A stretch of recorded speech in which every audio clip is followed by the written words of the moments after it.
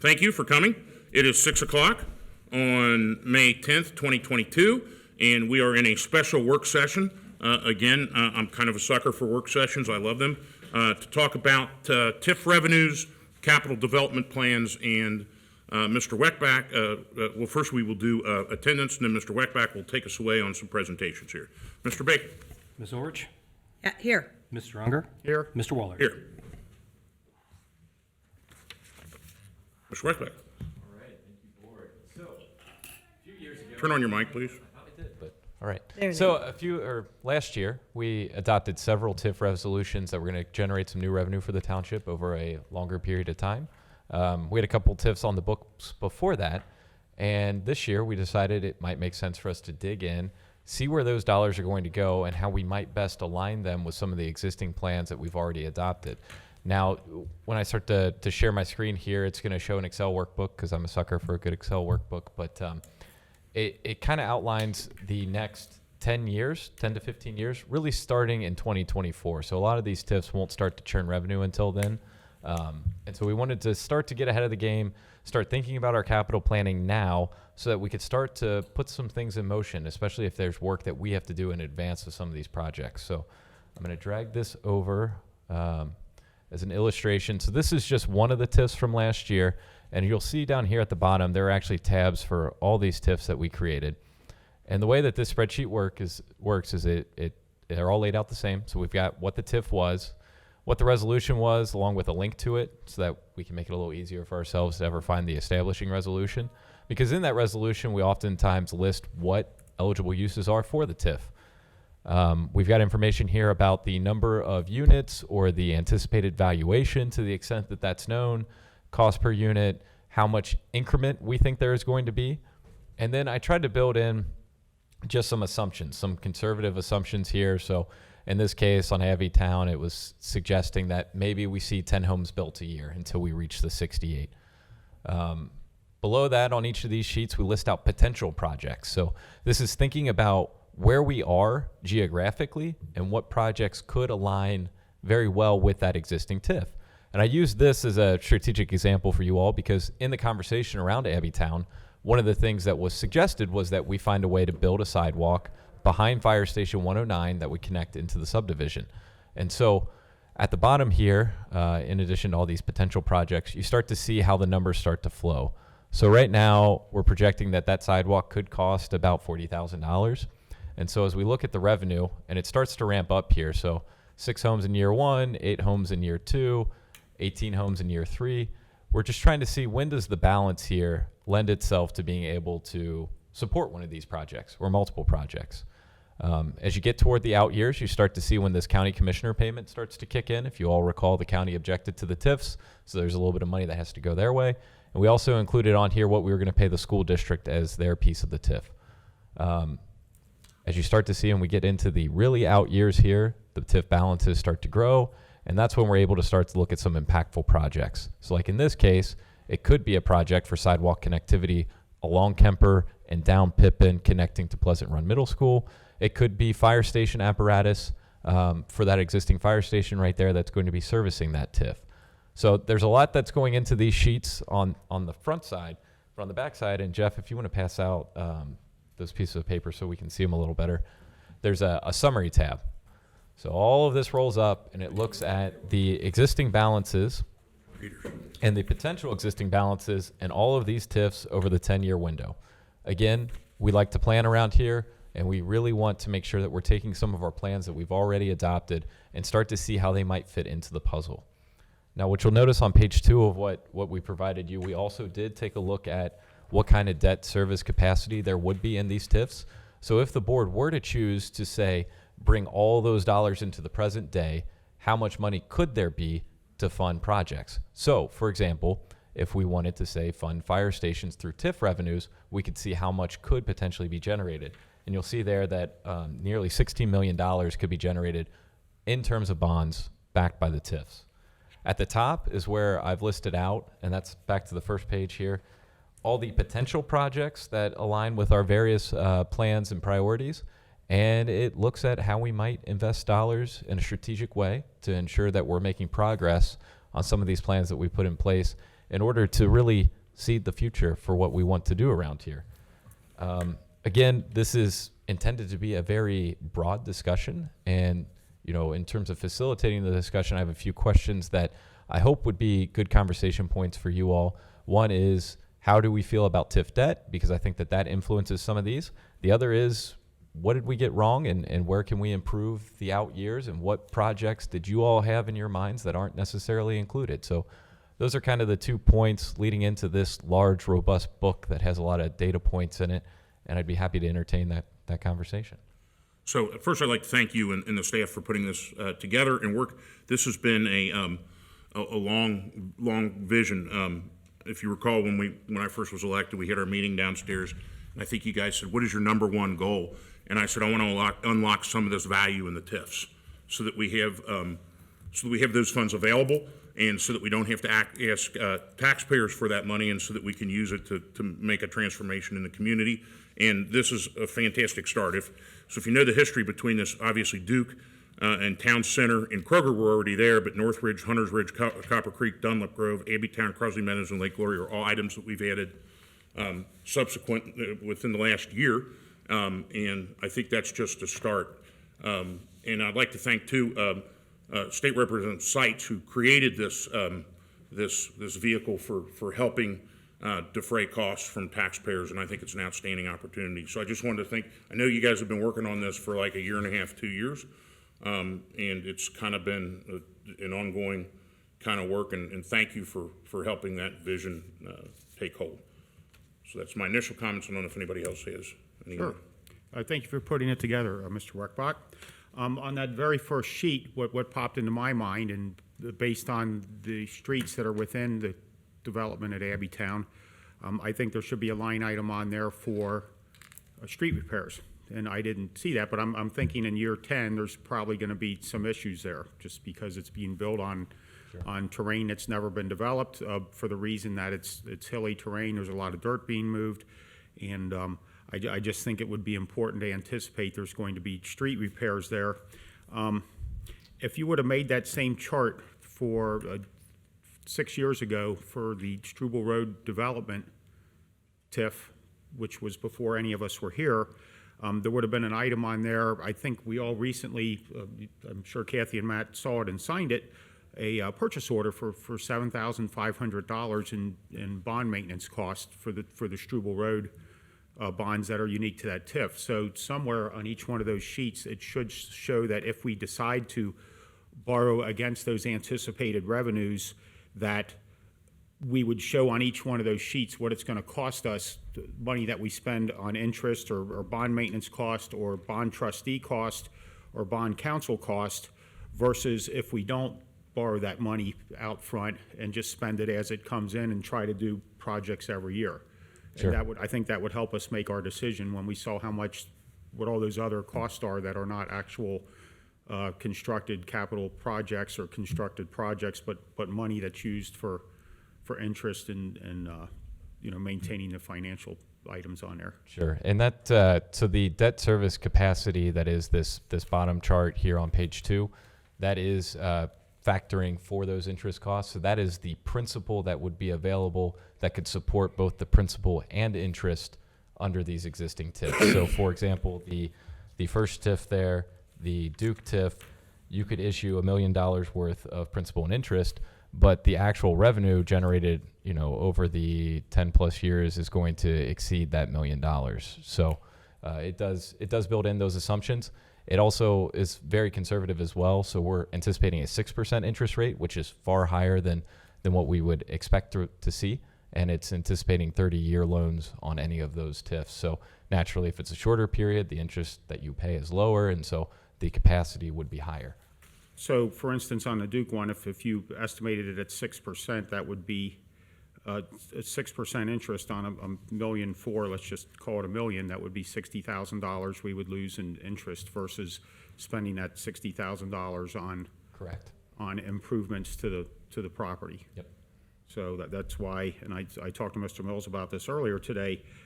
That's why I think this sets up us and future boards for a very nice revenue stream to fix various issues that come along, and issues we frankly don't know about yet. And rather than bonding it all out and spending it now. Sure. So, and that way we're not spending, 6% of $15 million on interest each year. Yep.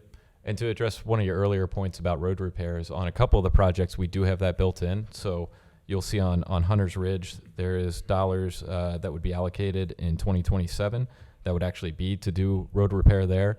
As I'm sure you guys know, the road is deteriorating and will need to be replaced.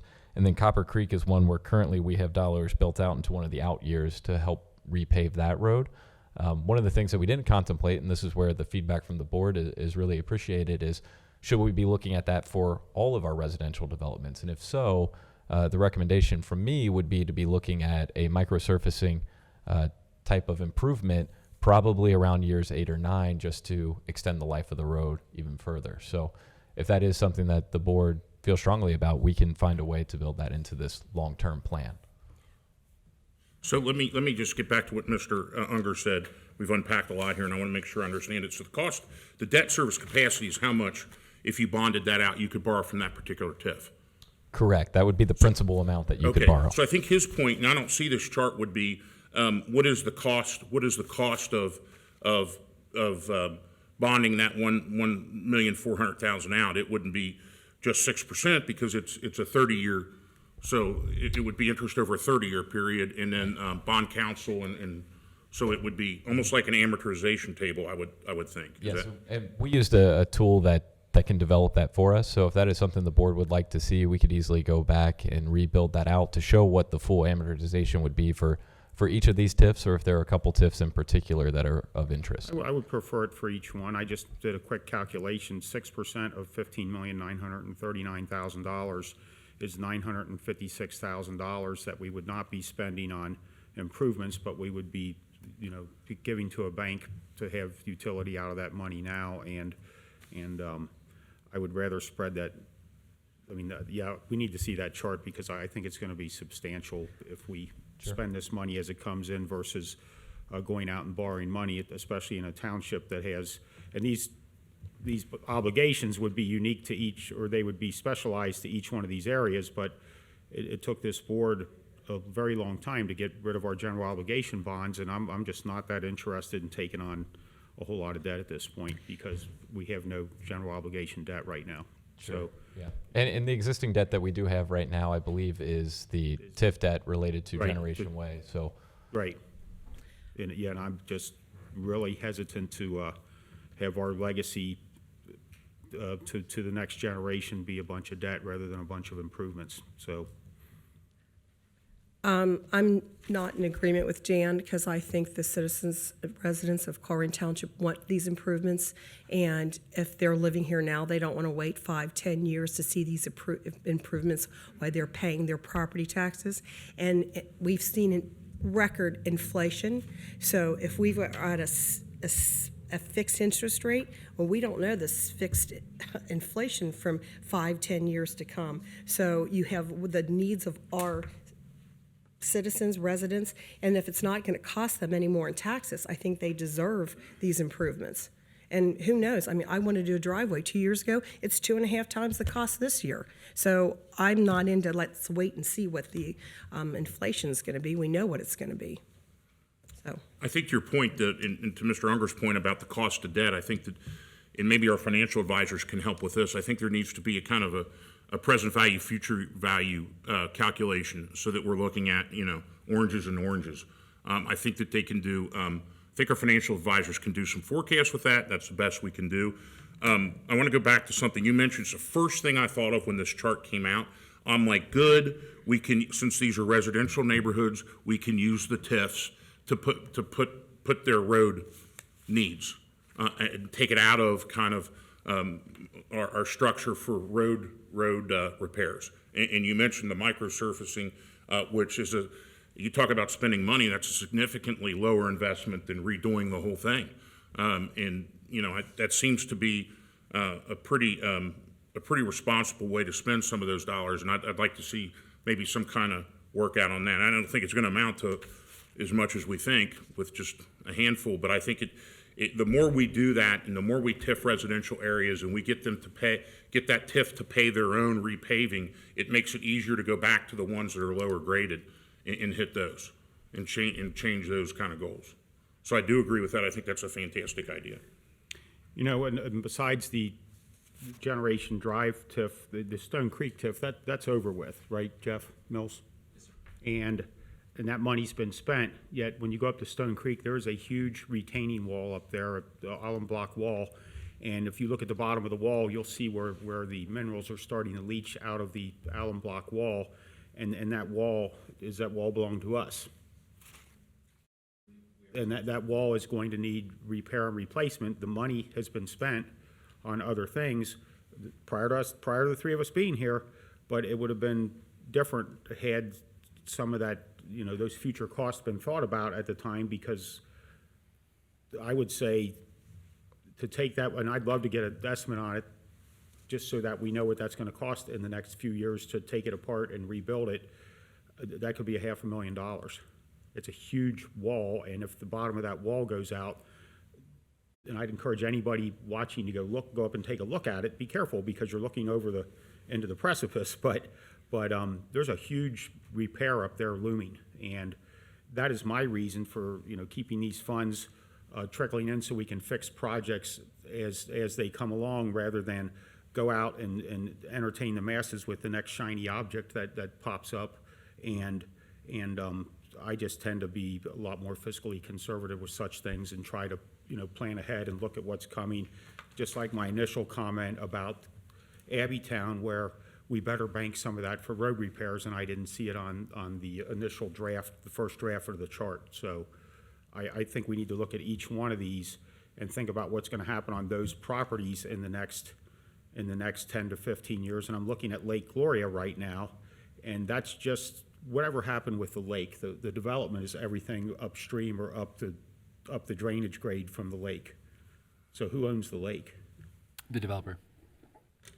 Right, and we're never going to be on the hook for that, because I believe that water is seeping out of the lake and going under Kemper Road. And I will preface my remarks with, I'm not an engineer, but that parking lot is awfully spongy for, even in the driest part of July when I was up there last year, when it hadn't rained in 3 or 4 weeks, and the lot is still spongy, which I think water's migrating out of the lake, and I'm glad we're not on the hook for that. So if that belongs to the developer, not us, it's not an issue, but there's things to look at with each one of these properties as we make our decision whether we want to bond that money out to, you know, buy the next shiny object, or if we want to be conservative with it and bank it for each one of those areas so we can assure repairs well into the future. So the one common thread that I hear, I think I'm going to pivot away from the bond versus trickle out, because I think that the one common thread we do have, and let's work with the stuff that we have agreement on, is that I believe, and I hear from the other two trustees, is that we want to be responsible in attacking future capital expenditures, whether it's new capital, whether it's repairs. I think I've said 1,000,000 times here, the thing that I hate more than the two words I hate in government are deferred maintenance. And I think that what this does is get us ahead of the curve so that we can hit things like the wall that Mr. Unger's speaking about, or the streets and the microsurfacing. And I think there's an outstanding opportunity to at least kind of put some bones on what that's going to look like. And then I think maybe once we have agreement on what we're going to work on, then we could kind of move on. What kind of financing should be done, or what kind of, should it be trickle in or should it be bond? But I think the important thing is to kind of put a label to these funds so that we have an idea strategically what we're going to use them for. Yeah, and you'll notice on the plan, a lot of these are currently dedicated toward infrastructure improvements like sidewalks. So placing an emphasis on that. And so one thing we can do is we could go back, wipe the slate clean of projects, build in those road repair projects and the other knowns like the Stone Creek retaining wall, and then see what's left after that to see how that compares in terms of that bottom chart with debt service capacity. We could also build in the same sort of model, but with some of these other projects that we're talking about that we may or may not think are, of greatest and utmost need that we need to build in. And the elephant in the room is still, 2 fire stations. Yes, and that's intentional for the conversation around debt service capacity, because there is capacity that you could build 2 fire stations with these TIF dollars.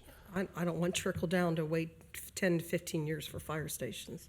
Well, and that said, at our last trustees meeting, we took a couple motions to lead us down the path of accepting $7,394,000 of money from the federal government for so-called COVID relief.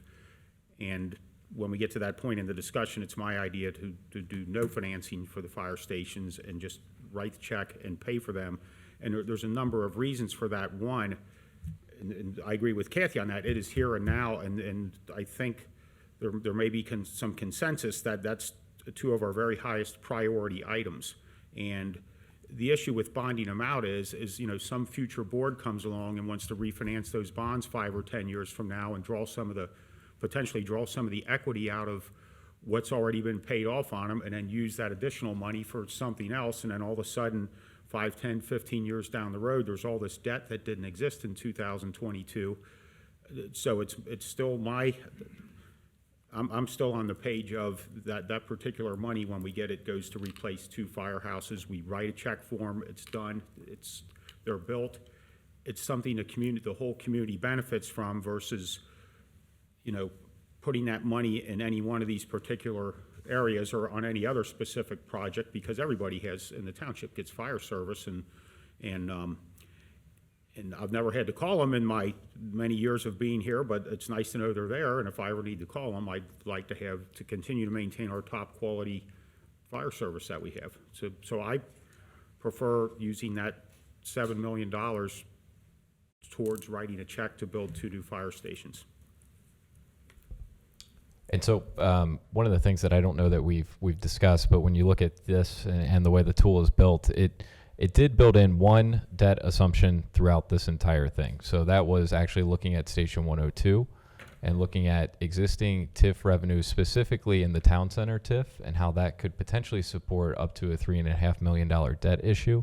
And I wanted to include this for illustrative purposes. So when you look down at 2023 here under expenditures, that's just taking what we currently pay toward the Generation Drive road project and the bonds there. And then when you look in the out years, you see it jumps from $284,000 per year to $538,000, which is within the existing capacity of the debt over the 10 to 15 year horizon. And so if you wanted to see how this could look and how it could feel depending on where we were and how we built it, we could also limit that to where it was equal to exactly what the existing revenue is. But I think this is assuming that, over time, the revenue will grow as that space at that industrial park is leased out, which then could create even more capacity in the long run. So I did want to call that out just in case it wasn't directly visible. Right, and so should you be able to, speaking of the Struble Road development, is there a way to, that was the very first thing when I came here in 2018, was signing those bonds. And can you tell us that by the time those bonds are paid off, how much of it was principal and how much of it was interest? Similar to the statement you might get from a bank every year that shows you got this far on your principal of your mortgage and then you paid this much in interest. Yeah, there should be that paperwork. Okay. So that would be something to bring back to us, just to give us a demonstration of how much we end up paying back on the Struble Road. Sure. How much that TIF ends up paying back on the Struble Road bonds, the Struble Road Development Company bonds. So I'm not sure exactly the direction of this, because it's complicated. It's a complicated thing to build a consensus around, because you have you have 15 streams of money or whatever it is, and then you have multiple capital goals, and even with 3 people, based using administrative suggestions, you're going to get the number of variables indicates that the more variables there are, the less agreement we're going to have, I think, mathematically. That's because if there's 2 things, it might be easier for us to agree with. If there's 20, then all of a sudden we might have some defections with that. So I don't know the best way to handle that. Already we've had Mr. Unger, which is a perfectly valid point, say he wants to use the ARP money for the firehouses. I've indicated before that I do not want to use that for the firehouses. I think both are perfectly valid points. How do we get to the TIF discussion if we're not in agreement on the ARP, and how do we get to the ARP if we're not in agreement with the TIF? It seems like a complicated, yeah. I might make a suggestion. So the question of, when it comes to TIFs, the question of bonds versus no bonds, if we start with the premise of no bonds and it's a trickle in, we have a trickle in model, and we say, these are capital projects that we would like to see done over the time horizon that's shown up there, which goes to 2034. We can start there and say, hey, these are the capital projects we want to do. And then we can continue the conversation. At any point in time, a board of trustees can say, hey, we want to bring that value forward to today and sell bonds and do bigger projects and make big change quickly. But if you sell bonds, you can't go backwards. You see what I'm saying? So you're preserving the option to sell bonds if you start with, these are capital projects that we believe in. Let's start the budgeting process today with these capital projects.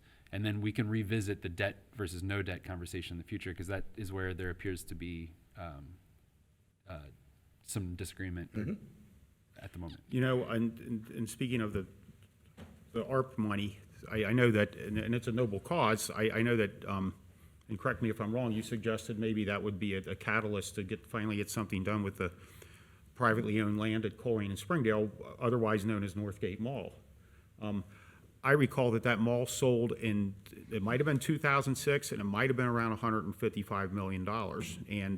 And today it's worth whatever it's worth. It's certainly not worth $155 million. I think the 50-year-old buildings on that site, most of which are about 50 years old, are a liability.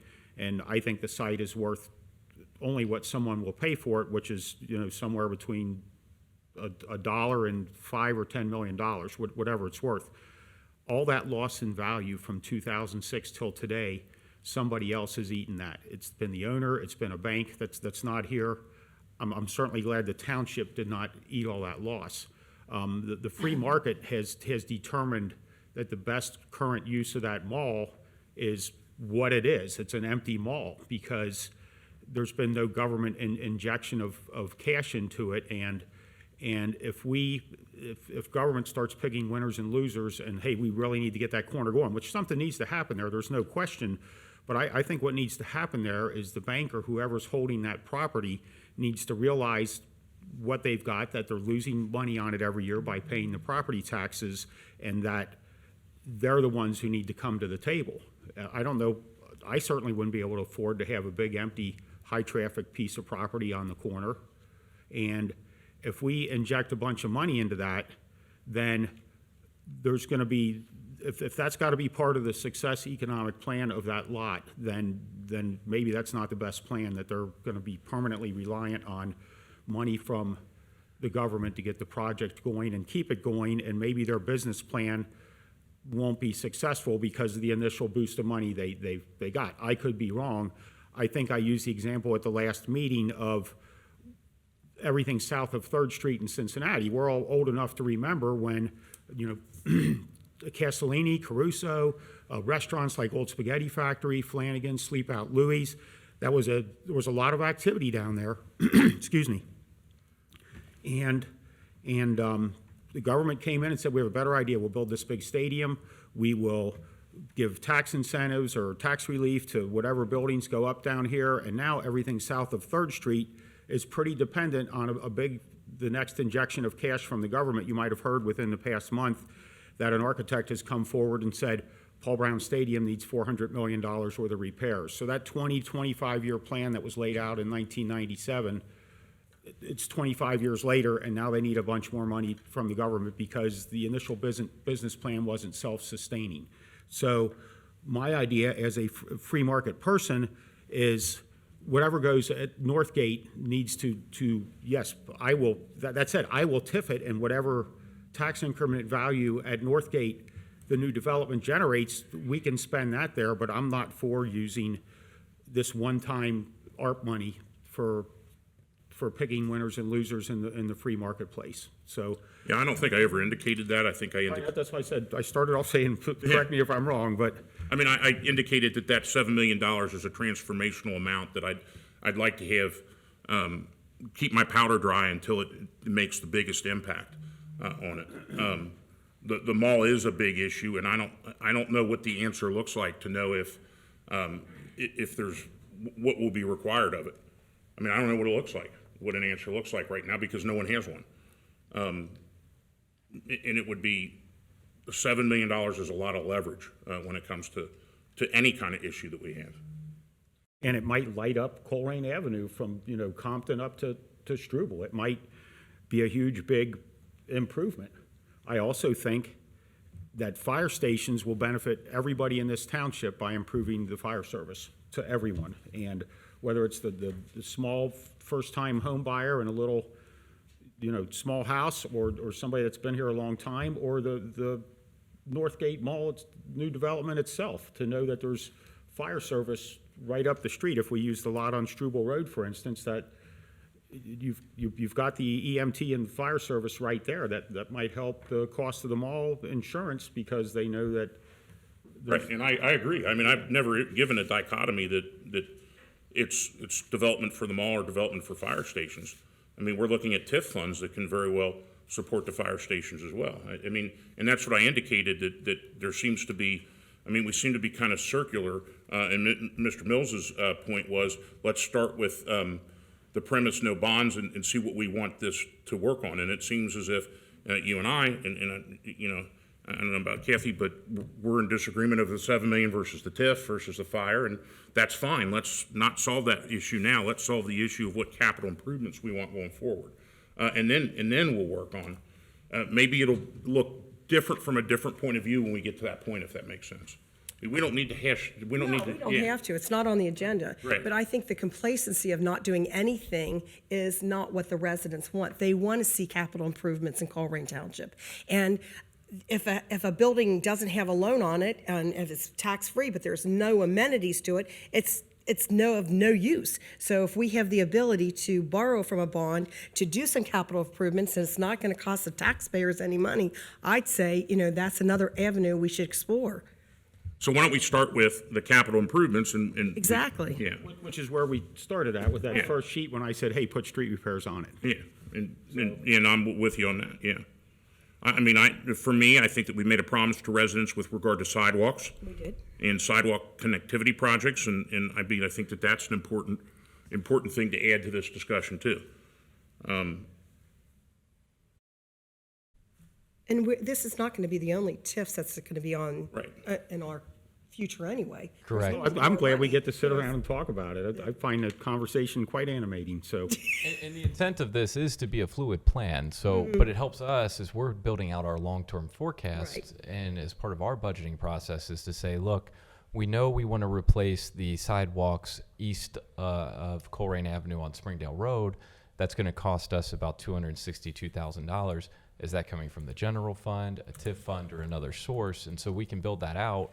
And then on top of that, we can change it as we go. Maybe grants become available and that 262 gets funded by someone else. Other points, or any other items here that, I think we need the fire stations. We're just figuring out how we're gonna. Yeah. And what I can do is I can certainly look up some of these things and tweak this per the conversation here, so I can provide some of that documentation to you all to help you as you can further consider this. And I know we've talked about a few things that are of importance to us, but if there are other items that are of importance, I think this is a good opportunity to share that, and so that we can make sure that we start to build it into our long-term plans. Right, and I'm all for improvements as we can afford to pay for them. And if you could take that initial sheet and show what the interest cost is on each of these amounts on the back of the Yeah. page, We can do that. so that when we look at the Duke one, for instance, at $1,004,833, we show that if we wait for that to come in, what we can do with it, versus if we bond it and get the whole amount right now, how much of that we will lose in interest, or how much we'll add to that, or what the interest cost will be. I'm not sure how you have that presented there, but I would say $1 million at 6% over 10 or 15 or 30 years is going to be quite a substantial amount of interest and bond maintenance and bond trustee payments on it. And like I started out the conversation with, we just signed a purchase order for $7,500 worth of management fees on the Struble Road bonds. And, you know, those are the kind of costs for $7,500. I use the example of that's 75 stop signs that we could go around the township and install for anybody that's got a faded out stop sign. I mean, all these little things that make a difference and make the community a little bit better. Instead, we're shuffling it off to somewhere not around here to pay trustee, not Colerain trustees, but bond trustee maintenance payments. So, yeah, but no, this is a great conversation starter. And like you said, Matt, I think it's great to sit around and talk about these things. So. If you include in that too the future value, present value calculation or Yeah, something. yes. But doing what that the interest present isn't gonna show is the way that we were able to use the sidewalks, or if we had to bond something. Right. And you're not gonna, and then it's not gonna show the inflationary value from, you keep talking about interest from here to 30 years, but, you know, we've got the use of it from that time. How long are people gonna have to wait for that? Like I said, is it 5 years? I don't wanna pay my taxes for 5 years to wait for a sidewalk. I mean, if we have to bond it, bond it. And the other thing that's kind of been in the back of my head, and I haven't really mentioned with the fire stations doing them at the same time, that means that they need replaced and updated at the same time again. I mean, it starts a vicious cycle that, True, and I was thinking about that the other day, and I thought, you know, when the school district built Struble, Taylor, and Pleasant Run at the same time, I thought, you know what, 25 years from now, they're all gonna need new HVAC. So I realized that too. And, you know, this building that we're sitting in is 28 years old, I guess, and we recently replaced the HVAC in here, and you know, expenses do come up, and you know, those are the kind of things where if you let that money sit in the, well, none of these are buildings, but you know, that way you're planning for those future expenses, and it won't be an emergency when that comes up 25 years from now. You'll be, oh, there's, you know, this much left in the TIF, so let's spend that on you know, replacing that major piece of equipment. any additional comments? No. Yeah, and you might take some of those TIF revenues and dedicate them to maintenance on the fire stations that are there, and make the initial construction out of the $7,400,000, and you know, dedicate part of the TIF from those places that will benefit. And of course, Abbey Town's unique because it's right next to that fire station, and I did see where you had some fire station improvements connected to the Abbey Town development, which is the neighbor to the east, which is real easy to explain to the auditor. Yes, this is right on the property, so I realize there's some things you can't do with TIF money. I can't take TIF money from Abbey Town and use it to fix something in Groesbeck because it's hard to connect those two. And there are some items in there in terms of maintenance. So one of the things, when we did the fire levy a couple years ago, we did not include vehicle replacements. And so there are some items built in for vehicle replacements for fire, trying to take the edict from the board to find different revenue sources to pay for those. So some of those are built into this plan as well. Right. And for those not watching, Colerain Township's one of the last places to really get this far into TIFs. And we talk about the other townships like Anderson and Greene who've leveraged everything they have with TIFs. Those communities have not been supporting the other levies that are on your Hamilton County tax duplicate, such as, you know, children's services, senior services. If you look at your friend's bill from Greene Township, their money all goes to Greene Township. If they live on, I'm using the example of someone I know on Kleeman Road. Mine gets spread out amongst all those agencies. In fact, I'm paying $1 more on each one because my friend over in Greene Township's not contributing to those. So that's one of the things that TIFs do, is take the money that would normally go down to Court Street and be dispersed amongst the different county agencies, and keeps it all here, you know, in that small area, or at least here in Colerain Township. So that's something else that happens with TIFs. I always commended the citizens of Colerain Township because we're floating all these other agencies when our fine folks in Anderson and Greene are not. So, but what really kind of changed my mind on the whole thing was when the city of Cincinnati, when they offloaded all their costs associated with Queen City Metro, which was paid for with an earnings tax, and spread that out amongst the county with a sales tax, yet they didn't reconstitute the SORTA board and everybody on the SORTA board. And I'm not getting in the weeds on this, but everybody down there was appointed by the city.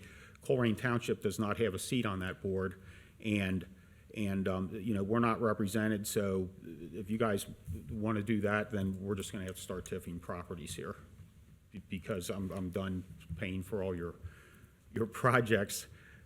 A little side note, the General Hospital, University Hospital, before it was University Hospital, used to be funded by the city of Cincinnati. And in 1967, when they said, oh, let's spread this out among the county, that disappeared from the city budget the next year, and now we're all paying for that nice hospital down there. But Queen City Metro just did the same thing 2 years ago, took all their costs and spread them out using the vehicle of a sales tax amongst everybody in the county.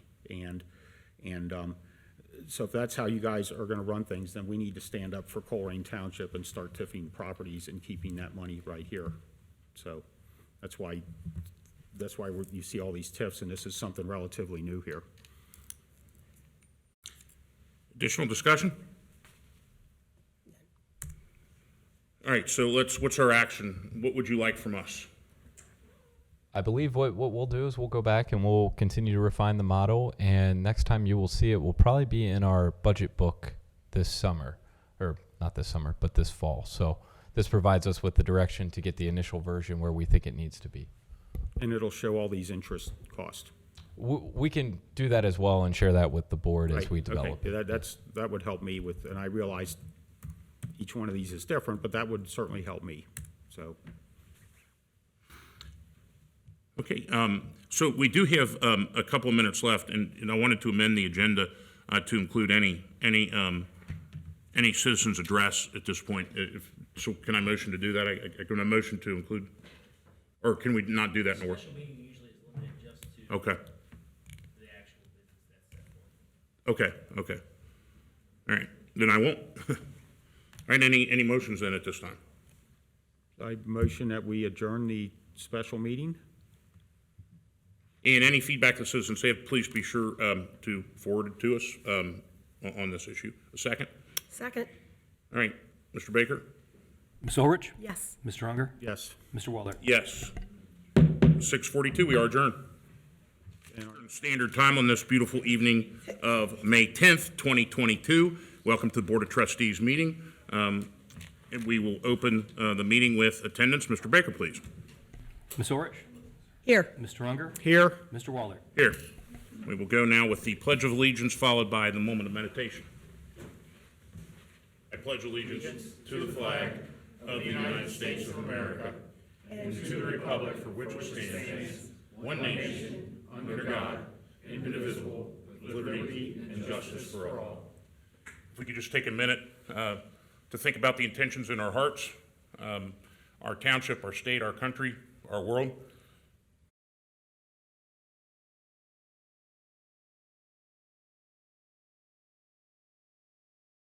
Right?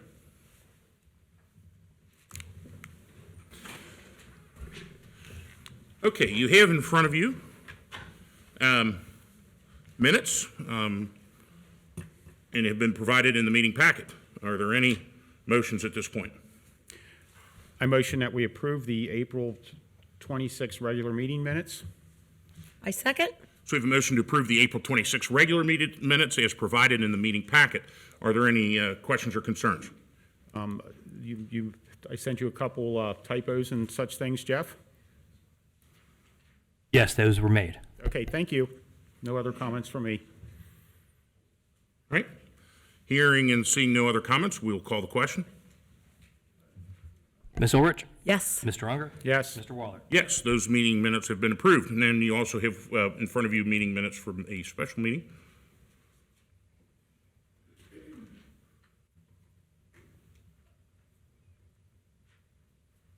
Any motions?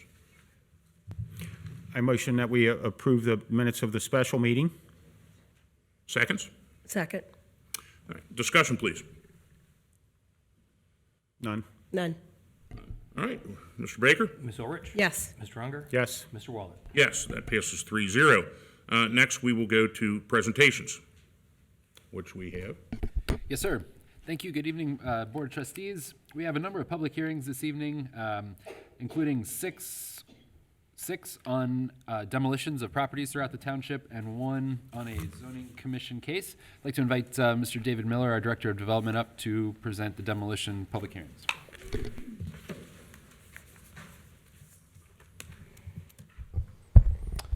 Good evening, Mr. President, trustees.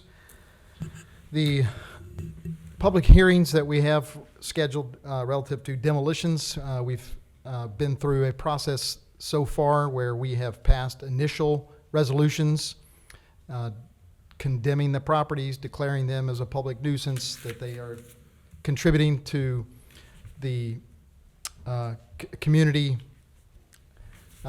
issues of derelict properties, and they're vacant and they are worthy of condemnation. But tonight is a public hearing to hear from our fire department, who has declared it a nuisance, as well as our code enforcement officer, and they will describe the properties and the condition.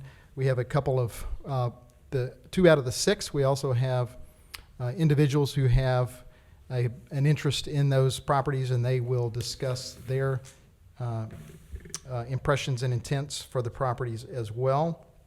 I would just remind you that we are working with the state of Ohio and the Moving Ohio Forward program, and trying to secure the matching funds to help us with the demolitions if this does go forward. And we have not got final confirmation on that yet, but this is all part of the process. After the public hearing, there will be no action that is requested by you. And then June 14th would be the next time that we would bring these demolitions back to you with potential action. So the first property that we would have a public hearing on would be 9929 Capstan Drive. And I'd like to ask Mr. Miller, yes. Before we get too deep, maybe now would be a good time to swear in anyone who Okay, intends to testify. let me confirm first. So I have a number of people that signed in. Let me make sure I've got you on the right sheets first. So 9929 Capstan, I have Stephanie Wright, Mike Hofker, Donna Kuntz, and Tom Kuntz. You filled out a form, but are you here to speak about Capstan or something else? She's not here talking, so am I. Okay, so, all right, for Mr. and Mrs. Coons, do you have additional items in public address, or are you just here for Capstan? No, we're just here. Okay, so I'm going to put these over here. Ms. Wright, you're here for both, right? Okay. Mr. Hofker, you're here for just Capstan? All right, so I've got that. So now I have Ms. Wright, Mr. Hofker, Mr. and Mrs. Kuntz that are here for Capstan. And is there anyone else? Is there anyone else here to speak on the Capstone property? Capstan. Capstan, I don't know what I keep saying. All right, so why don't we swear in those individuals? Including staff, if everyone could stand who's going to provide testimony as far as the public hearing, please stand and raise your right hand.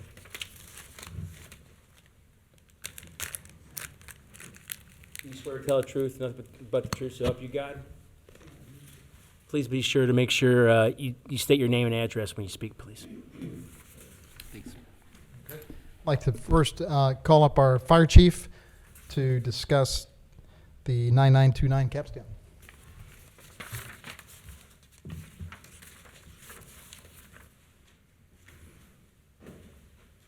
Good afternoon, Chief. Good evening. Good afternoon. Alan Walls, Fire Chief. I can only speak about the structure in itself. It's been declared unsafe by our Fire Inspection Division, and therefore it's a nuisance to both firefighting operations and the community. It's rather disgusting inside. I couldn't look at those pictures. Is that timestamp, Chief, correct on those?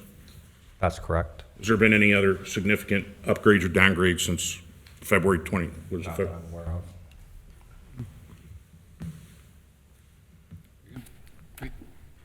Dan, is this the house we cleaned up last summer? No, that one was from 3 years ago. All right, I so- mean, that was cleaned up 3 years ago, but carry on, And Chief next, President. Mr. Waller, we have Mr. Chris Cavallero, who's our code enforcement officer. Chris? Welcome, sir. Chris Cavallero, Code Enforcement for Colerain Township. This property has been a nuisance for several years in this neighborhood. It's, we've abated trash a handful of different times, and we have mowed the tall grass a handful of different times as well. One of the photos you can see, there is a red right there.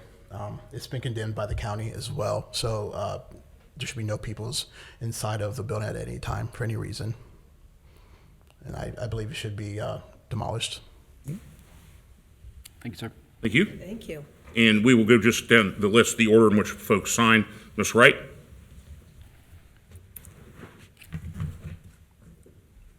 Stephanie Wright.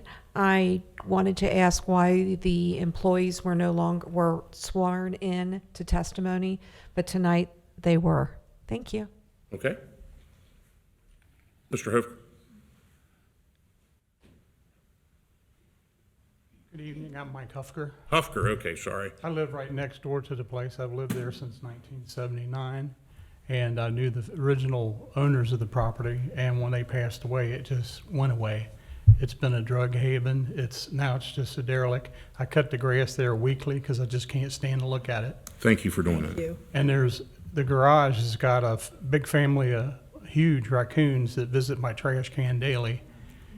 So you got that going on, and I've picked up syringes in the yard, and I found them tossed over the fence in my yard. Now the grass is so tall on my side, I didn't cut that on anyway, because I don't want them climbing over my fence, getting in my yard. There are people that were there before were taking water from my water hose at night because they didn't have any water. So I recommend it be demolished because it's just an eyesore, and I think it will take away from people's property values. Thank you, sir.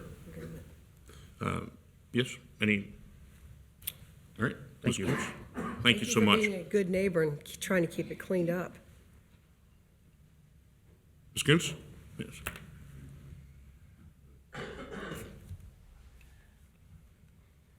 Thank you for coming out this evening.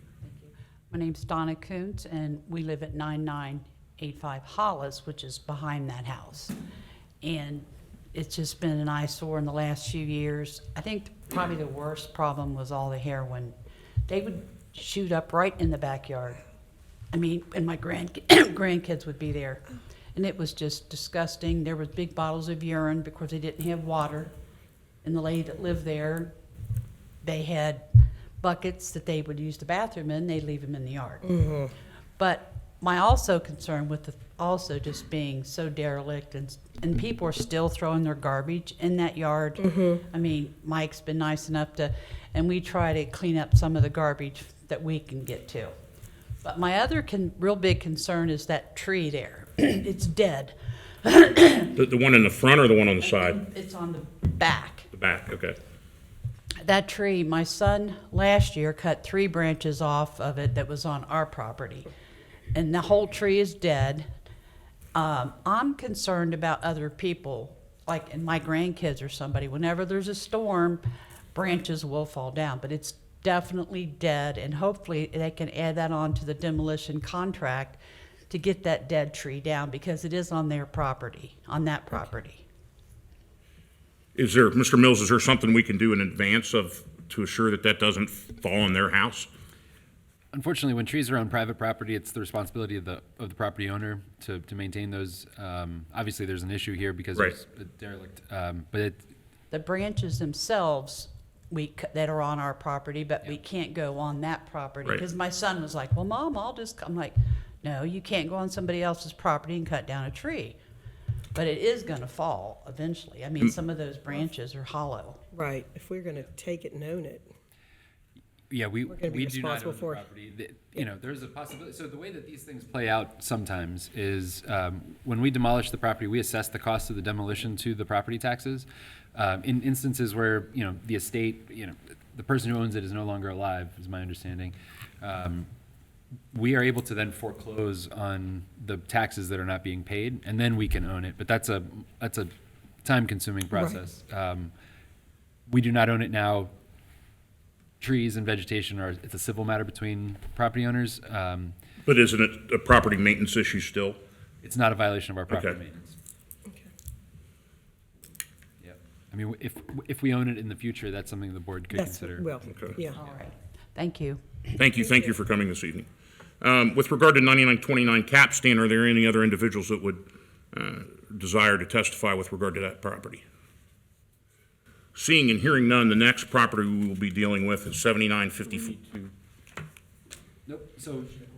Do we need to close that public Yeah, hearing? motion to close that public hearing. I would motion that we close the public hearing on the demolition of 9929 Capstan.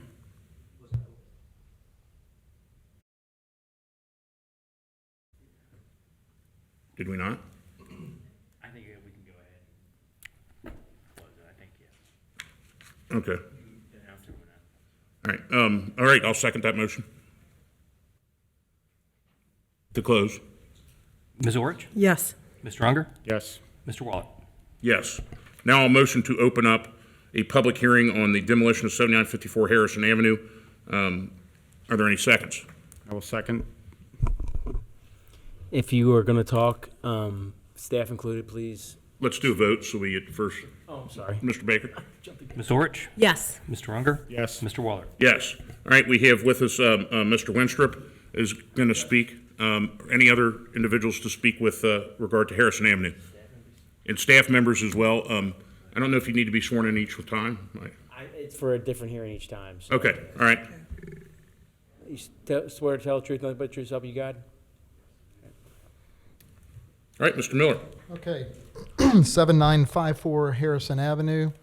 I'd like to call up our fire chief, Alan Walls, to testify, and then followed by our code enforcement, Chris Cavalier.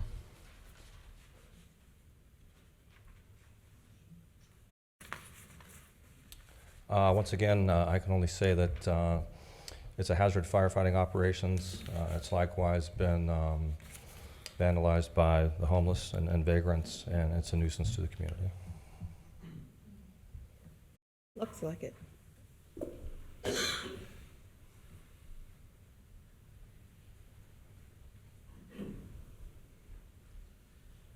Yes, I was just at this property last week. We have started the trash abatement process because of the amount of trash throughout the property. It's a pretty big, deep property.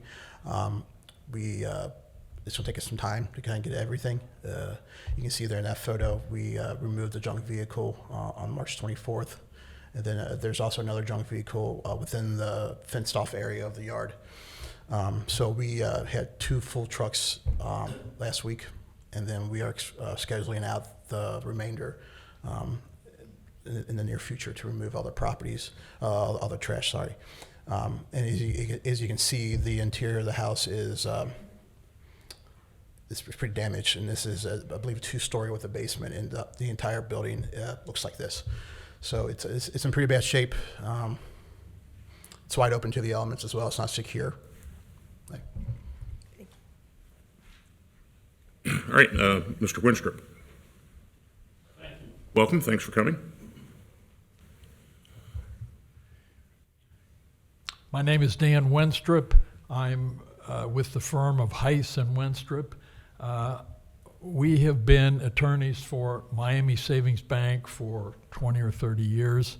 I'm presently here in that capacity representing Miami Savings Bank. I would say that, and we've done a number of foreclosures for Miami Savings Bank. When we do a foreclosure, Miami does the right thing with either selling it to somebody who can take care of it, or if they're required to take care of something, they do it themselves.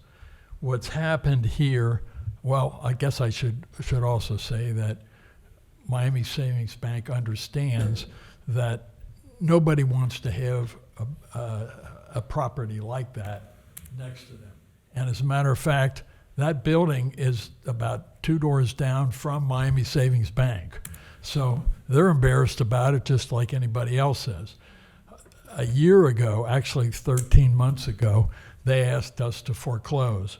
Usually a foreclosure doesn't take 13 months, but this was during the time of COVID when, and maybe other attorneys that were here might have had this experience, but when the post office tries to go into a building and get service, rather than actually get service, the post office is required by some sort of a rule in Washington to just put COVID-19. And actually there were some services of process that worked by saying COVID-19, and then somebody took it to the Court of Appeals, and then they ruled that COVID-19 just isn't proper. We were one of those creditors that had that type of a judgment. We had to have ours set aside. In the meantime, the owner moved away to Chicago, and we had a difficult time finding him. We attempted to get service by publication, but one of the problems is we sometimes knew where he was, whereas whereas when there was a I'm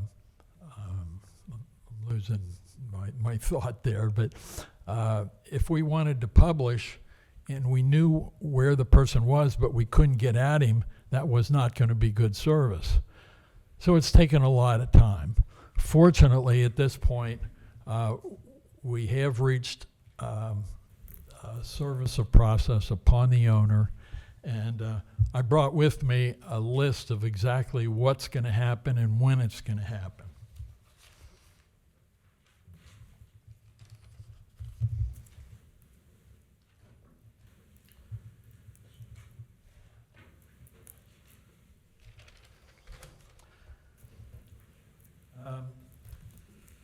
There's going to be an appraisal on May, and this is all a sheriff's appraisal. There's going to be a sheriff's appraisal on May the 16th and evaluation by the appraisers on May the 17th, the next day. The sale date is, and it's a set sale date, is June the 22nd. It's not set by that. For me, if I could set it earlier, let me tell you, I would set it earlier. But we do what the sheriff requires. So we're going to have a sale on if there's still something to sell, on June the 22nd. Either we'll buy it in, meaning Miami Savings will buy it in, or some other purchaser who's got the money to satisfy the judgment, they will do that. So I know everybody's sick and tired of it, but there is an end to this, and we intend to make a good end to it. If you give us, it might take a few days beyond the sale date, but if you give us some additional time, eventually, and sooner rather than later, this is going to happen. Is there any questions that I might try to answer? So this property would already have a lien on it from the township or not? Likely from grass abatement, and it will soon have a lien on it for junk abatement. That's what I understand. And oftentimes those liens lag a little bit. Is there some kind of maneuverability for if the lien gets filed after the sale? Yeah, so we try, and we're trying more and more to send our liens down monthly, on a monthly basis, but they won't show up on the tax bill, duplicate, until the following year. As a real estate attorney, I'm sure you can find those liens, as I would assume they're recorded, and so, but they won't show up on the tax bill until the next year if they're submitted by September 30th. My one concern would be that a sale of this property would start to clock over again with regard to some of the property maintenance issues that it already has. Would that be the case or not? If Miami takes it in, they're going to be responsible for all the debt service to us, correct? If they take it back in the foreclosure. Well, I mean, the foreclosure, we already have an order. Right. We have the judgment and we have the order of sale. If there is some sort of a lien that will go on the property right now or at the time of the sale, obviously whoever buys it, whether it's Miami Savings or whatever, would have to take care of that. Right. But as far as the property maintenance, let's say I bought it tomorrow, or June 22nd at the sale. how long do I have to get it back up to code and fixed? Or does the clock start over again? My concern is that the clock will start over and we'll start with 30-day notices again.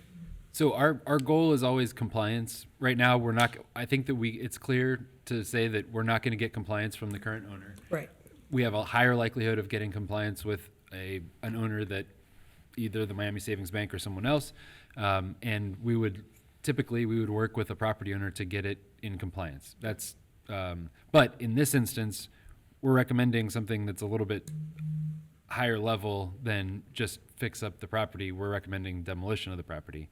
And so, and just to be clear about timeline from here forward, today we're having these public hearings. In June, you'll consider a final demolition resolution. We don't anticipate getting demolition funds from the state until late summer, early fall, which puts demolition probably in the October, November timeframe. So we're still months from demolition. That gives folks time to get it into compliance and off the demolition sheet. So it can be off the demolition sheet if they submit a plan of renovation? Yeah, sure. Yep. So when you buy it in June, you better get your plans together. And I think Got a there'd be a good set of conflict tools. I think there'd be a conflict with the knowledge you have of it if you bought it. Right, But my that- hypothetical example, I just want to make sure that we just don't add another year to the timeline. Right, but, and that said, the special, when you submit those to the county auditor, they show up as special assessments right away. It won't be on the property tax bill right away, but when you go to the auditor's website and look up special assessment payoff, it will be on there because the ones we just submitted for Breezyway showed up on there 2 or 3 days later because I did research that. Great. So all the bill for all this abatement's gonna be on there very soon as our administration gets it turned around, so.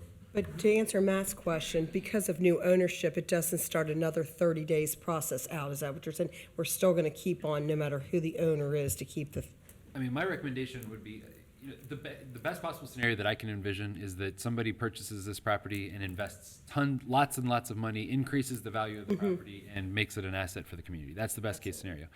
Worst case scenario is more of the same, and increased deterioration. My recommendation would be to adopt in June, take into consideration everybody that comes and speaks, adopt in June a demolition resolution, and then let's wait and see how things are going. We can work with the new property owner to rehabilitate the property, or if that doesn't come to fruition, we would then have the ability to demolish it. So is that an administrative decision at that point to see if you're going to extend the guideline, or is it a decision we make as a board? It would be an administrative decision, Okay. because you granting the authorization to demolish. Making it clear that my wishes are that there's a clear plan forward that whoever buys it has the capability and the plans in order to. And all we're doing right now is having a Right. throwing together information. Well, I So- think I think the interested party, whoever they are, need to kind of have an idea of what kind of obstacles may confront and not confront, and I think it should be as clear as possible for those folks. What can I ask for this? The sale date is the 22nd. Can you give us an extra month to show our good faith? I mean, in a way, it'd be, well, it might be a waste of time if I have to come back here and say, well, the sale's in 5 days. That we're still planning on doing just what we were doing before. Do you think you could give us a little bit more time so that?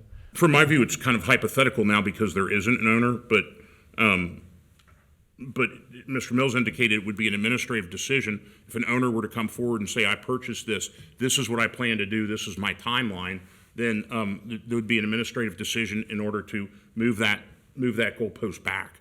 So you would get that time. I don't, from my view, and I'm one of three, I don't want to blindly give additional time for hypotheticals, but I'm certainly willing to work with people that want to bring the property up to code. Does that make sense? Our goal is not, Like you said, this isn't gonna happen until October anyway. yeah, right. And our goal is not punishment. Our goal is not to take value away from any kind of owner. Our goal is to preserve public safety, health, safety, and welfare of the community is really our goal here. I don't think wait until June 22nd is that big of a. I mean, nothing's gonna happen Nothing's until. gonna happen. No, if it's so, I think we should grant it. report to you Right. who buys it, whether we buy it or whether somebody else buys it. And, you know, if you would like us to do that on the 22nd. Absolutely. So I believe that the appropriate way to do that, since we're in a hearing, would be that if you want to make that motion. There's no motion that's Okay. necessary. This Okay. is just the We're just taking requirement All right. for the process. They have the public hearing. It's not even considered yet until month. I think Mr. Winstrup's point is that he wants something more than a handshake. Well, Yeah. this isn't a deal-making session. Okay. We're just listening to public input. Okay. And then taking that into consideration. Yeah. Well, what I'm thinking about is if we have to do something before the 22nd, nothing's going to happen before the 22nd. Right. On the 22nd, there's going to be a sale, but, I mean, there isn't anything I can do before that sale date. Right. Well, we understand that. So I was just hoping that there would be some period of time so that we can have the judgment signed and have the new person get the deed and do all of those Well, I things. think for the purposes of this hearing, this is, as Mr. Miller indicated, this is going to come up again on the agenda on June, 10th, I June, believe. whatever that second Tuesday is in June. So, you know, if things are heading your way, come back on that day and, you know, Talking just, that'll be the next time we discuss Days, this. yeah. Nothing is going to happen before our next meeting, so. So- But let me read, nothing, abatement will happen Yeah, before the next. abatement's happening right now. Yes. Yeah. But but we're not going to force No action demolition. being taken. Right, No, that's no right. demolition action is what you're asking us for. Yes. Okay. Right, we got that, yeah. That's fine. Well, we should have an estimated cost of the abatement by our next meeting, so that'll be another figure to throw into what the value or the liabilities are with the property financially, so. So when I go back and report, what's the date that we take a look at? June 14th is when the next action will occur on this property. Do you want me to come here? Do you want me to show up? The sale won't occur until Right. a week That's what I'm later. looking at, Karen. Yeah, and my intention would be, and one of three would be that I would make no kind of resolution to demolish it until after the sale, because we don't have the money anyway. And you can do that then, or we can put it on the agenda later. I mean, Yeah. Yeah, I mean, all of these demolitions, there will be a resolution for demolition on the June 14th meeting. Okay. Okay, that doesn't mean that's when you will consider action on this, and you can table that to Right, the we next could table meeting. one of the You five. can do whatever you'd like, you can Okay. say no, you can say yes, yeah, but that's the next time action will occur, On what date? June 14th. June 14th, but up until that time, there's still going to be abatement measures that will. But it's going to be foreclosed on regardless on the 22nd, so it's an 8-day, so, All right, so. yeah, we're fine. I guess I'm wondering whether I need to be here on the 14th. I don't think so. Well, Anybody's I will- welcome to show up. Yeah, everybody's welcome. You're welcome, but it's not mandatory. I won't waste your time or my time if there's no reason for me to Oh, be it's here. not a waste of time. I mean, it's not. That's why we have these public hearings. This is all new information for me. And I understand that. I guess, well, at this point, all I can know is that by the 14th, you'll review this again. Is that a proper Yes. way of saying it? Yes, exactly.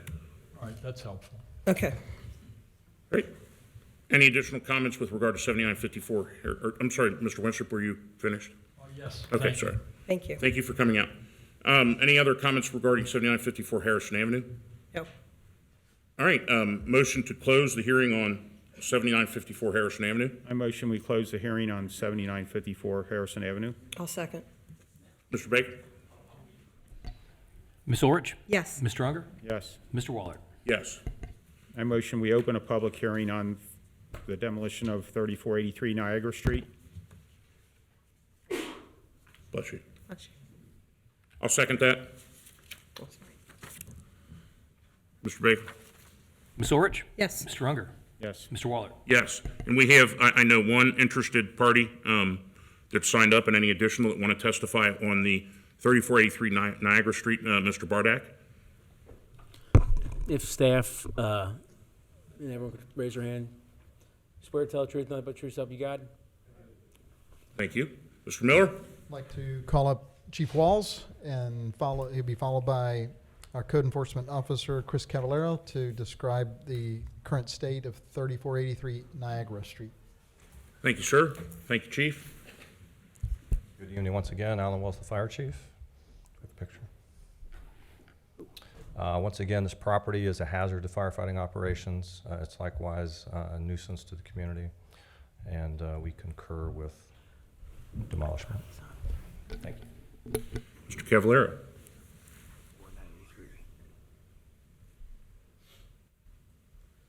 As you can tell by the photos, there's some serious exterior damage to the property. It was involved in a house fire several years ago and has not been fixed since. Currently, there is a large dumpster in the front yard that has not been moved for a while. It's assuming it's being used to throw away stuff from the inside of the home. I don't know. As of right now, there is about knee-tall, knee-high grass scheduled for nuisance resolution on the next meeting. So I also recommend for demolition to this property. Thank you. Mr. Bardak. I'm actually here on the next case, 3484. Yeah, Oh, we sorry. are on the- I have you down on 83. All right. I'm on 3484. Okay. You'll hear from me shortly. All right. You sure you don't want to talk about 83? No, thank you. All right. Anybody for 83? 3483. All right. Hearing none, I will motion to close the public hearing on 3483. I will second it. Mr. Baker? Ms. Orich? Yes. Mr. Unger? Yes. Mr. Waller? Yes. I'll motion to, that passes 3-0 to close the meeting on 3483. Thank you. I'm now confused. I motion that we open a public hearing on the demolition of 3484 Niagara Street. I'll second that. Ms. Orich? Yes. Mr. Unger? Yes. Mr. Waller? Yes, Mr. Bardak. I hate to make you swearing again, and staff. Swear to tell the truth, nothing but the truth, so help you God. Mr. Miller? All right, Mr. Waller and trustees, 3484 Niagara Street, similar condition. There have been some efforts of late, and I think Mr. Bardak is going to testify to that, but I'd invite the fire chief up, as well as Mr. Cavallero, Code Enforcement. Good evening once again. Alan Wells, the Fire Chief. Once again, these properties in particular pose a risk to firefighting operations, and they likewise are a nuisance to the community, and we concur with demolishment. Thank you. Thank you. Mr. Cavallero?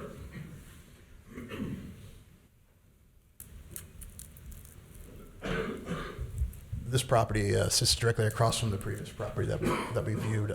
We have abated a vehicle from this property sometime last year. We have abated trash on this property several years ago as well. There has been some improvement on the condition of the building. It is secure now, at least. There's still some work to do. And those are my thoughts on the structure. Thank you, sir. Mr. Bardak? Good evening.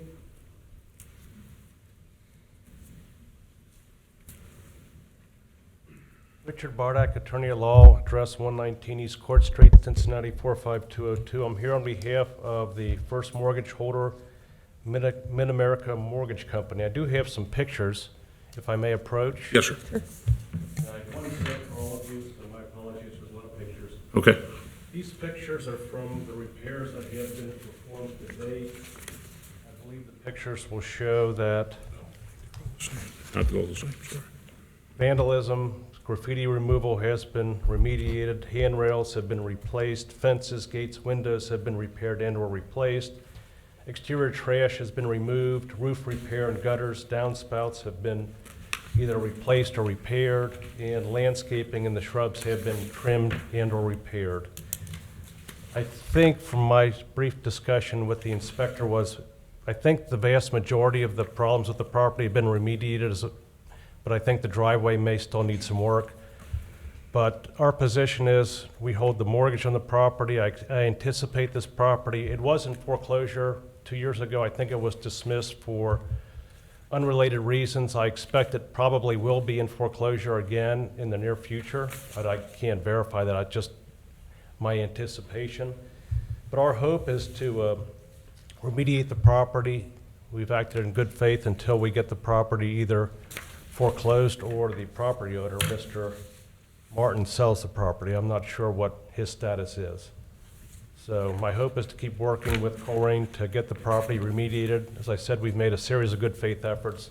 There's photographs there, and I think that shows that the interior of the property has been remediated and the exterior of the property has been substantially remediated, with maybe the sole exception maybe being the driveway. But I haven't been there personally, but that's from what I've heard from the code inspector as far as the current status of the property. So my hope is that we can avoid demolition and proceed with the next steps to the property, which I'm not sure what they are. As I said, it's a good chance it'll be in foreclosure unless Mr. Martin sells the property, but I can't speak for what his intentions are since I don't believe he's here. Is this an FHA loan? Yes.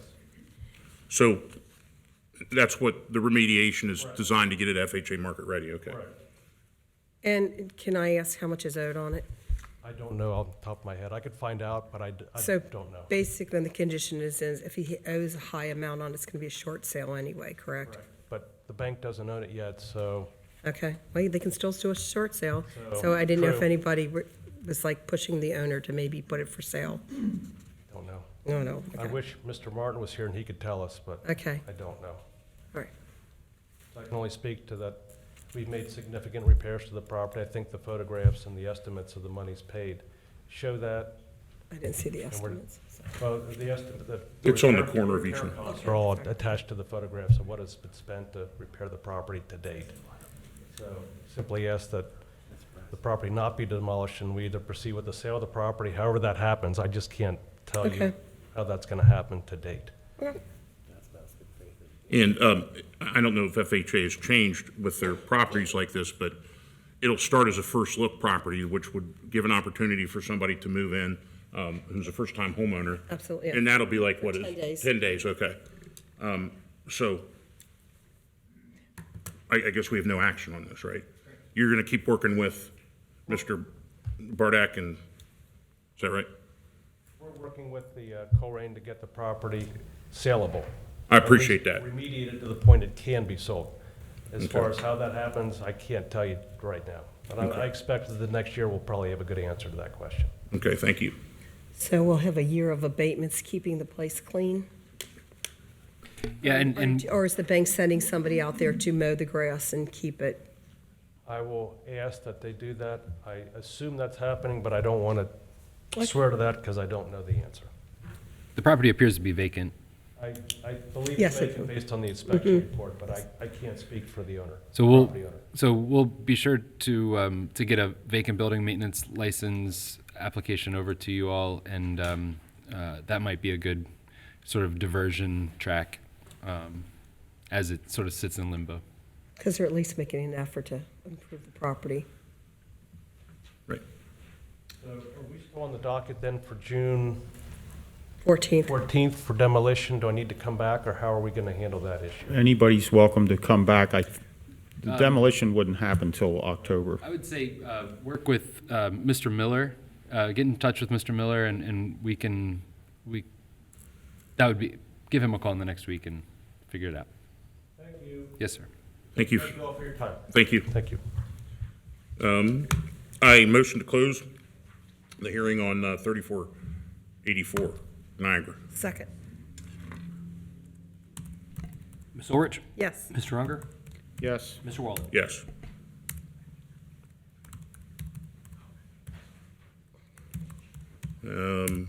Sorry, my computer went down. Motion to open up a hearing on, public hearing on the demolition of 8806 Nabita Drive. I will second it. Discussion? Oh, need a vote? Mr. Baker? Ms. Orich? Yes. Mr. Unger? Yes. Mr. Waller? Yes. Mr. Miller? And our next would be 8806 Nabita Drive. I would just note that I did provide a link for registration to Mr. Winstrup, and I will provide the same thing to Mr. Butter so he can get that registered as well. So would invite we have no other interested parties that I'm aware of that have signed in to speak on this particular house. Do you have any? No. Is there anyone here to speak on 8806 Nabita? All right. Go ahead and Motion to swear in the close. staff. Are they going to speak? Fire chief and our code enforcement officer, Chris Swear to Cavallaro. tell the truth, nothing but the truth, so help you God. Thank you. Chief? This property, once again, which is adjacent to Station 103, or at Thompson and Springdale, is a hazard firefighting operations. Likewise has some structural problems, and we concur with it being a nuisance and needing demolition. Mr. Cavallaro?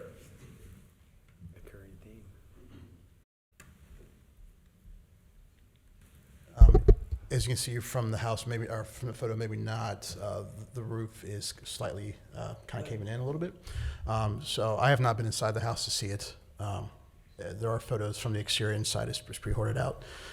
We have abated a junk vehicle from this property, and we have removed trash from this property as well.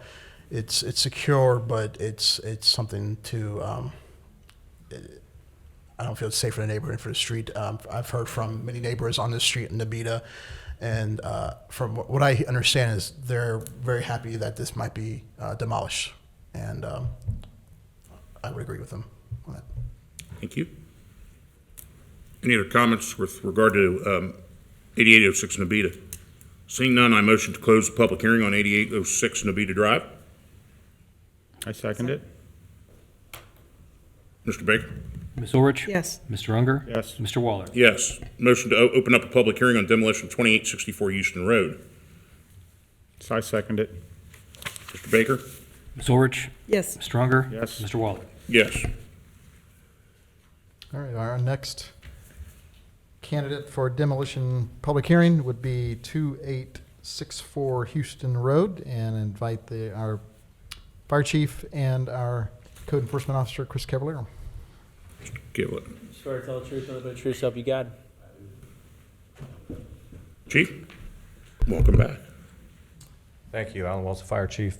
Once again, to echo similar sentiments, this property is a hazard to firefighting operations. It had a sign on the front there with the X, deeming it structurally unsound, and it likewise is a nuisance, and we concur with demolition.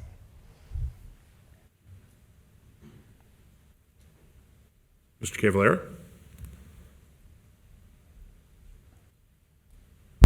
I would say I'm pretty much in agreement with the unsafe structure of the house. And if you can see beyond that window, there is a door it's currently open, so it's an insecure building. Not sure.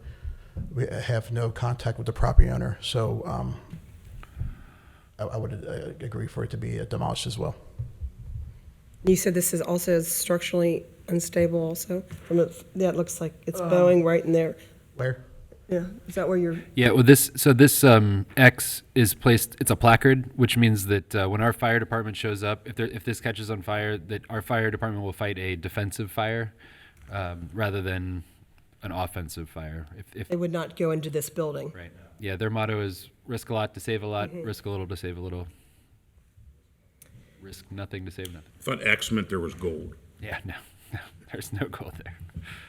Any other comments with regard to this property? Seeing and hearing none, on motion to close the hearing on the demolition of 2864 Houston Road. Now second it. Ms. Orich? Yes. Mr. Unger? Yes. Mr. Waller? Yes. Now we have Mr. Miller in front of us with a public hearing. I motion to open up a public hearing on zoning commission case ZA 2022-02 requesting a zoning map amendment at 11850 Colerain Road. I'll second. All those in favor? Or I mean, Mr. Baker? Ms. Ulrich? Yes. Mr. Unger? Yes. Mr. Waller? Yes. Mr. Miller? Thank you very much. So I guess you could say this is good news.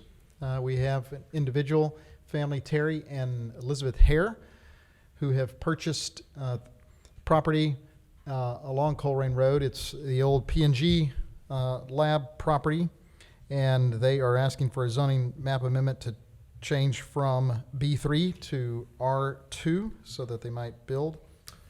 If you go to the next slide, you can see this is the place where that's the location at the top.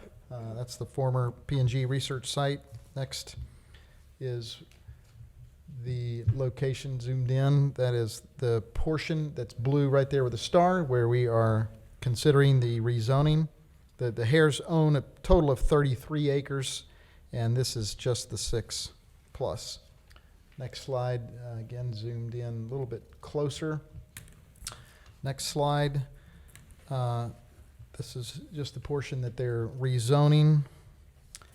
And then I wanted, one thing that our zoning administrator, Jared Allig, wanted to point out is that the portion that's shaded also has a panhandle lot that goes all the way to the top, that long panhandle, and then where the R2 is, that sticks out there a little bit too, but that's not totally consistent with what they normally do in the rezoning when you have that two separate zoning designations as B3 and R2, but this is all that's being considered on this particular one. Next slide is just the portion. The shaded there is what is the area to be rezoned. Next couple just quickly that's available, that's the staff report to the zoning commission that he had done the research and then recommended the approval.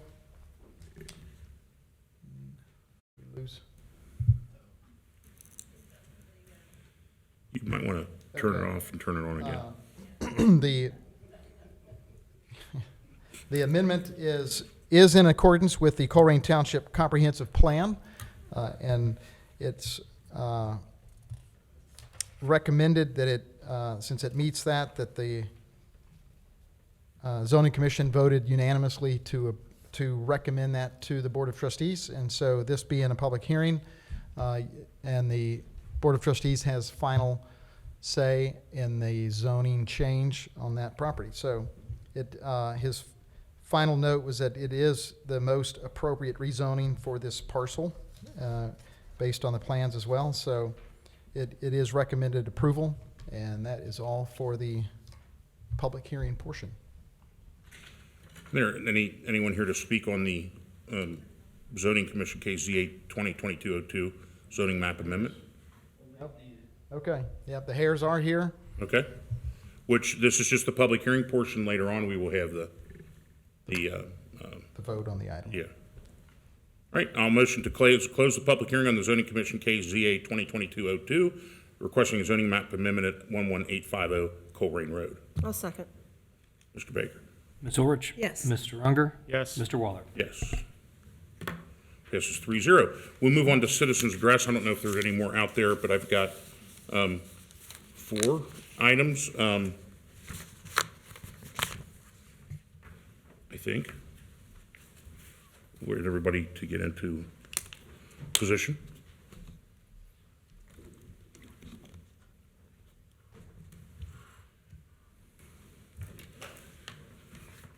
Mr. Mills, we ready? Yes, sir, thank you. All right, first is Rich McVeigh, Dale View. Welcome, Mr. McVeigh. I appreciate that you've taken time to protect these property owners' rights as we work through these things, and it's an important thing for you to do constitutionally, and I know it sounds awkward, but I appreciate the fact that you're doing it and keeping care of the township. Briefly, I want to talk a little bit about the fact you guys had a work session. I couldn't make all of it, and as I said the last time I was here, I appreciate the fact that you're doing that. I think it's good for the township. I think it's good for all 3 of you to hear about where each stands on these issues. I want to talk briefly about the fire stations. I talked with the chief about this in the last meeting.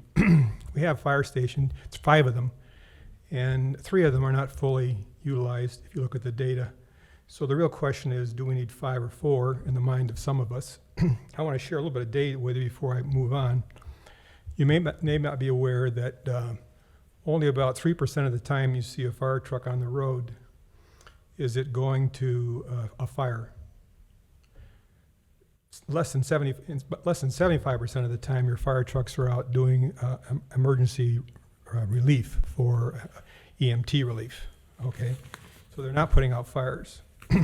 I looked a little bit at your request for quotes for building 2 fire stations, and I think I would suggest that you take some time to look at that. One, they're pretty large, 35,000 square feet each. I'm not sure you need 2. You ought to ask the tough questions about that, given the utilization numbers that are available on your own website. So you can get in there and you can see that data, like I have. I think that, you know, it may be time to rethink about how you're addressing our fire services when, in fact, most of the work is EMT related and not rescuing burning structures.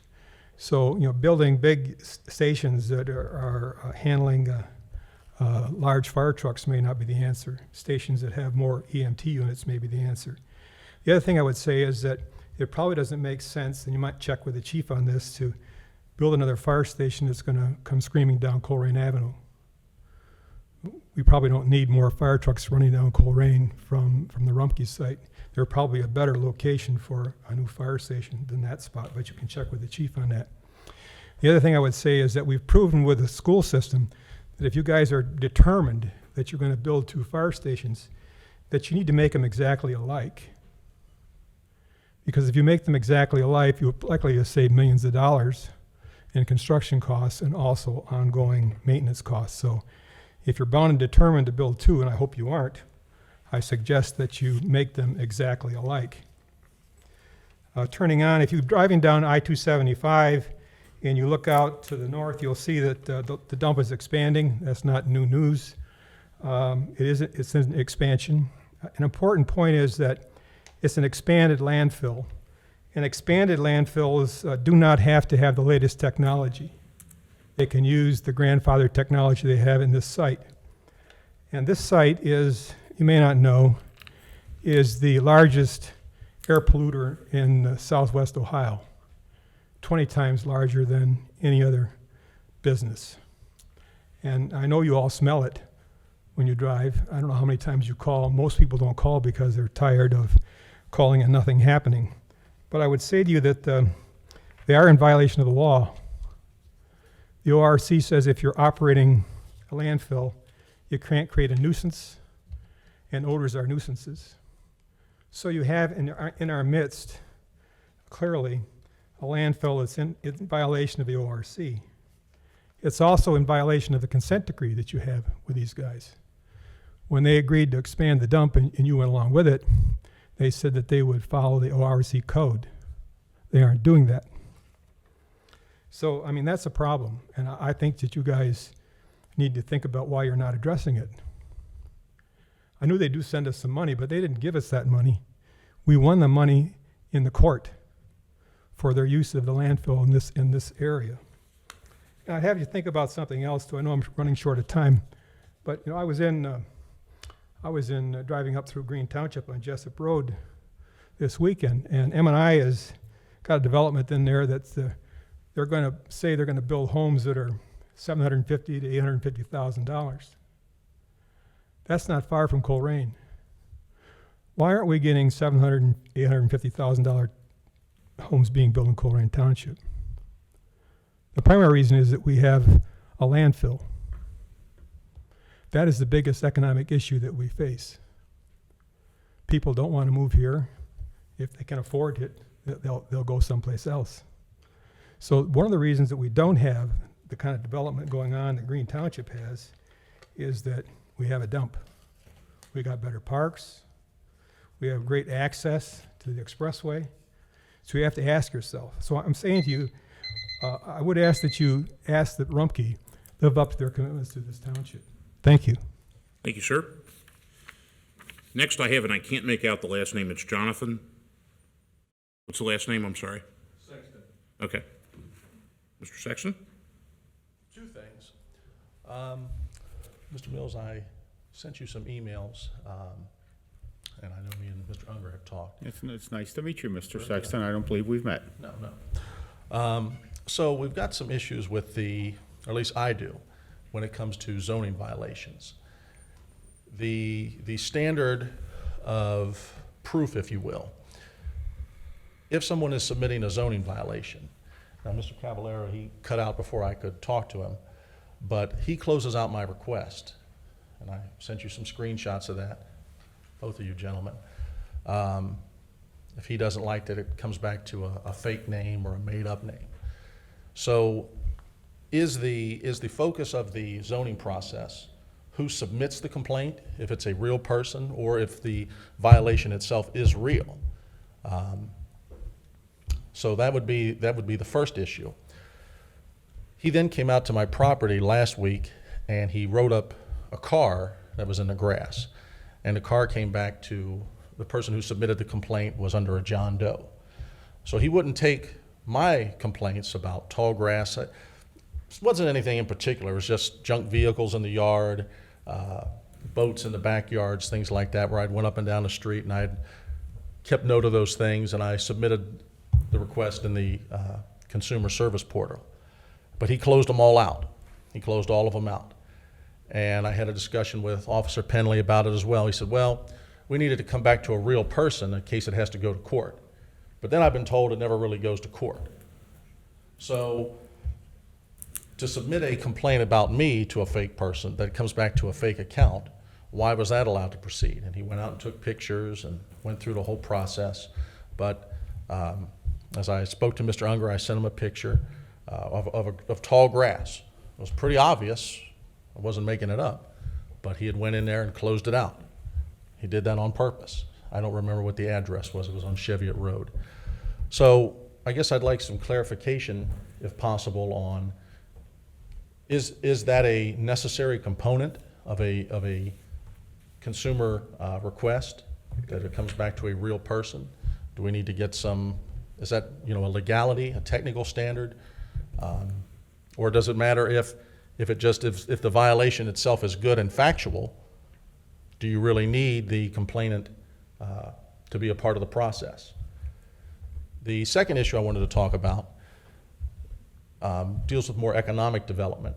As we've heard with malls being demolished and being sold, is our economic department pursuing some of those tenants in Tri-County, or excuse me, Springdale and Forest Park, to perhaps lure those tenants to our area? I think it would behoove those people to talk to those store managers, see what the plans are, because if we could get those anchor tenants, a Bass Pro Shops or a Kohl's, that really might revitalize our mall. And you could have one on the east side and you could have one on the west side. I don't know if anything like that's been done, but it just seems like a good idea. And that's it. Thank you. Thank you. Ms. Wright.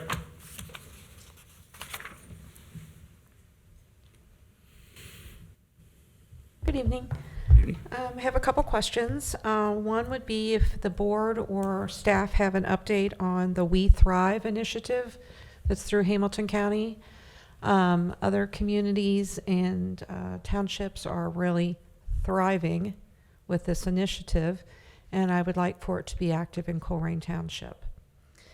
A couple years ago, we had a real problem with false alarms for commercial properties. It was very taxing on our police department.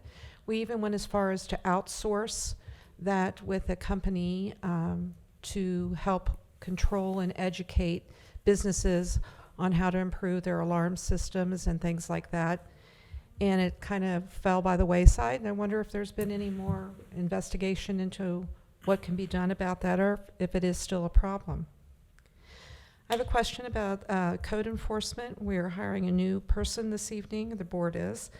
I was wondering if he was previously employed by the township, and why and when did he resign from whatever position it was that he held. Also, what type of car will we be supplying? Will he be driving a code enforcement car, or will he be driving a police cruiser or unmarked car? And also, will he be armed? We have a newly hired community or specialist that's in charge of communications, and I was wondering if someone could reach out to her. I've looked on the website, but her email is incorrect. It's to G. Carter instead of who this person is, about using our marquees at the parks and the senior center for advertising trustee meetings and things like that. I'd like to thank Chief Walls for making this happen with the marquees and the fire department. Additionally, my biggest complaint is about the illegal trash donation bins that are in our township.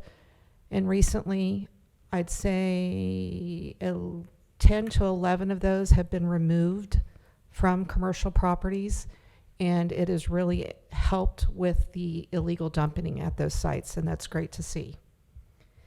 And then I'd like a little clarity on the CIC purchase of the properties that the CIC owns that that are being sold to individuals. Can someone please clarify if that must be developed or if it can be a vacant lot? And the question would be, if someone had $1,000 and they bought that property and their intent is to build a home, what happens if they can't get financing? Where does that revert back to? Do they void that contract with the township? Do they no longer own that property? I mean, it's just a question I have. And I'd also like to know if there's any vacant commercial properties in this township that have been registered with the vacant building maintenance license. I can't find one. And also, it's common knowledge and common sense that if you own property, you need to maintain it by cutting the grass and picking the trash up out of your yard. I know that the township is trying really hard, and I do give them credit for the, improvements on Colerain Avenue with the labor litter picker upper people. They've done a fabulous job, and you can really tell a huge difference on Colerain Avenue. I really appreciate that. But I was wondering if we can use also the marquees throughout our community to put something clever up there, you know, not to belittle people that, you know, oh, cut your grass or, you know, pick up your garbage, but maybe there's some kind of cute little slogan that we could implement just for awareness, you know, that, you know, like march out for motorcycles. It's that time of the year. Could we do that with just a little kindness to other residents and just maybe put the thought in their head, since they own property, they should maintain it. And then one thing about zoning and code enforcement, I've noticed throughout our community that there are a lot of roll-off bins, dumpsters that are on properties or in parking lots of commercial development. And they're there for a really long time. One I actually called about, and the company wasn't even aware that they had a roll-off bin there. It was rented out through a third-party contractor, and they didn't even know that their bin was on a commercial property collecting junk. So if we could check into that, I'd appreciate it. Thank you. Thank you.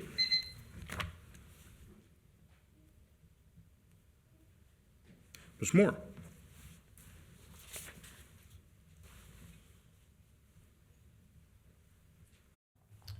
Good evening. Good evening. My first question is the America Cares funds.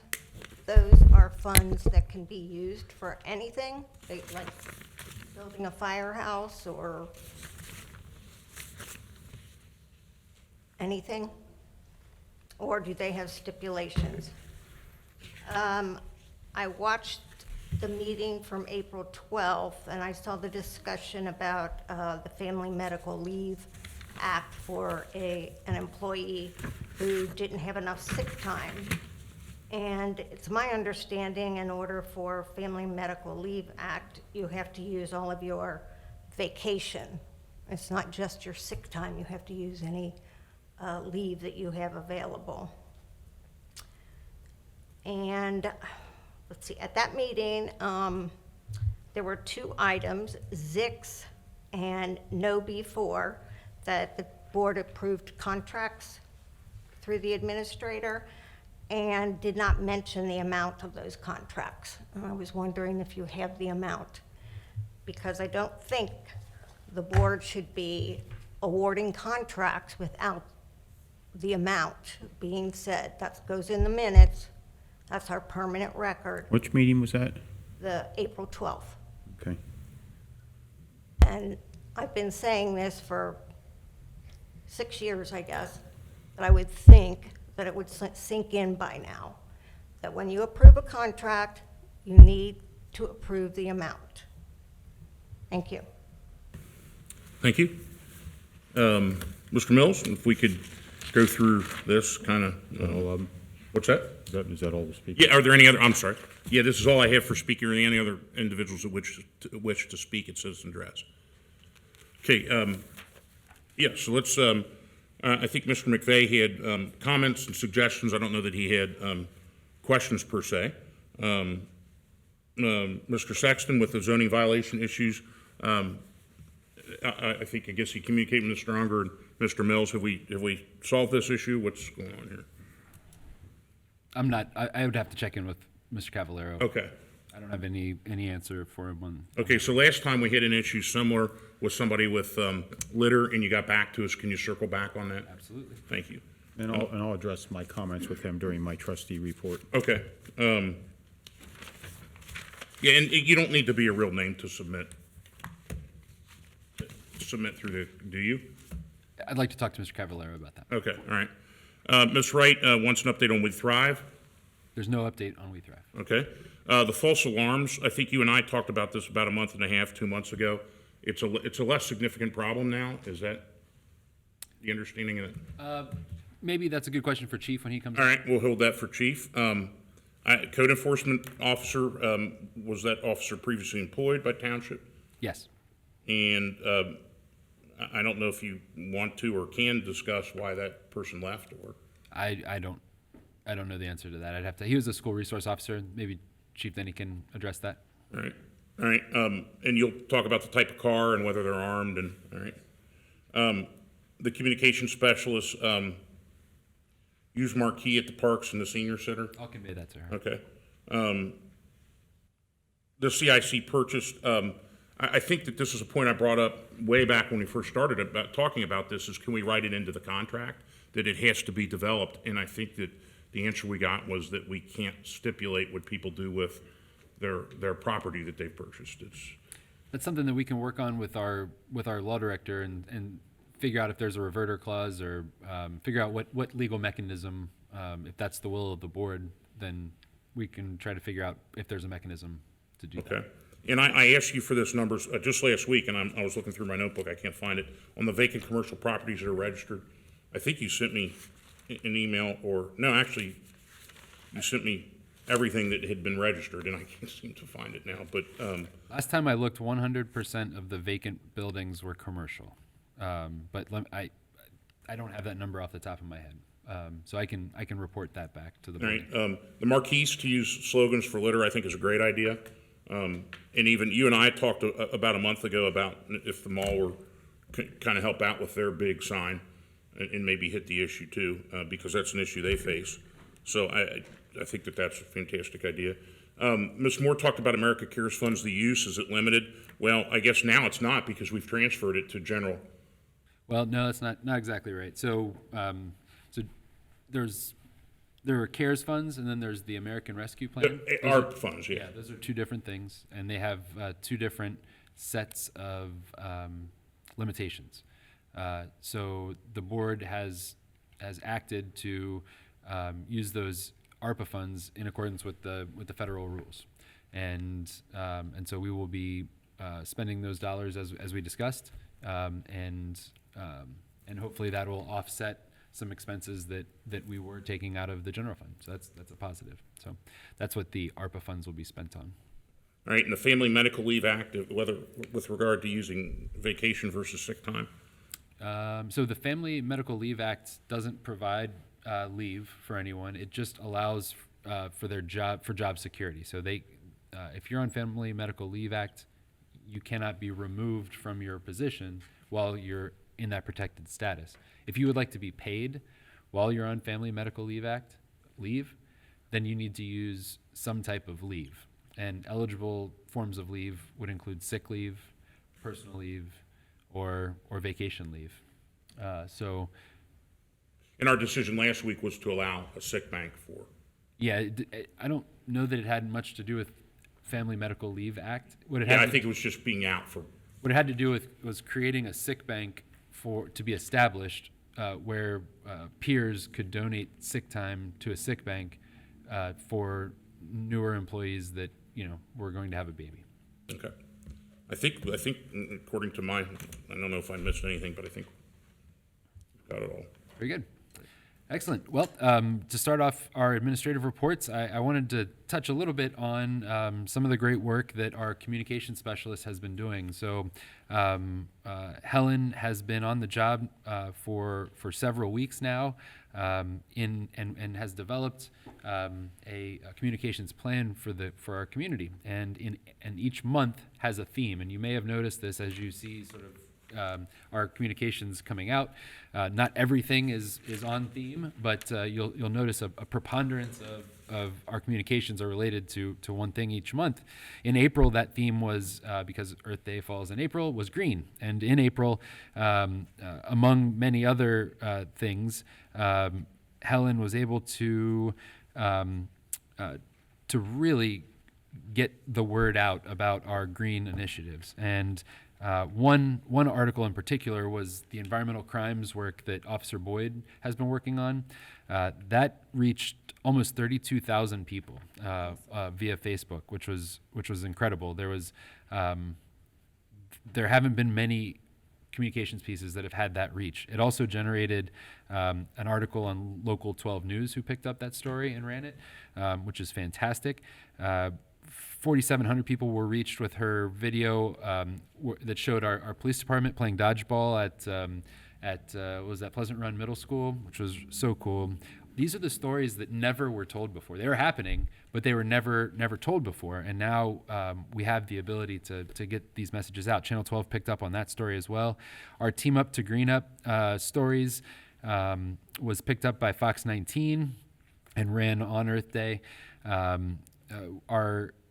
We had a piece on our fire truck idling that reached over 4,000 people, and a number of other really cool things, including not related to our green theme, but Dairy Queen is coming to our community, and boy, did that take off like wildfire. People are really excited about that, and it reached over 20,000 people. It kept getting shared and shared and shared, and it's really neat to see.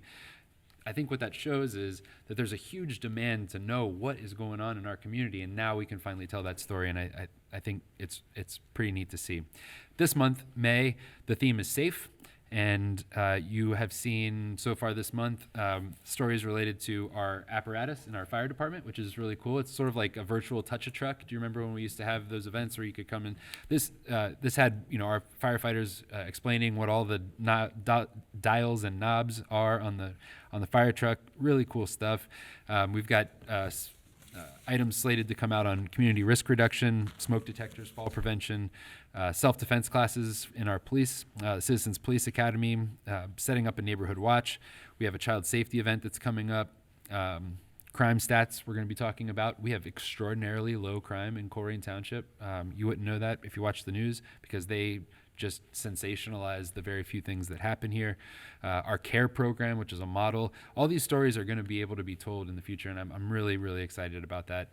Helen has been just such a great contribution to our organization, and I think when you start to see how much her content is being devoured by our residents, I think you can see the value that she brings. So that is what I wanted to highlight in my administrative report, and with that, I will move on to other administrative reports, including Chief Walls in the fire department.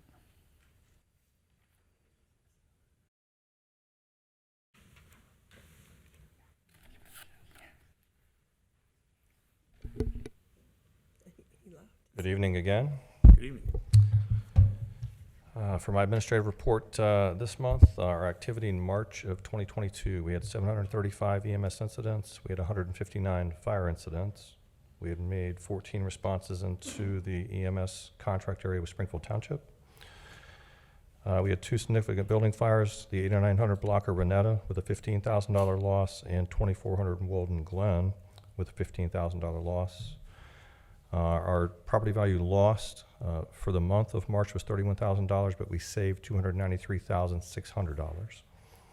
Our average response time for the first arrival of the first unit was 5 minutes and 22 seconds, and our first unit on the scene, less than 6 minutes, was 66.5%.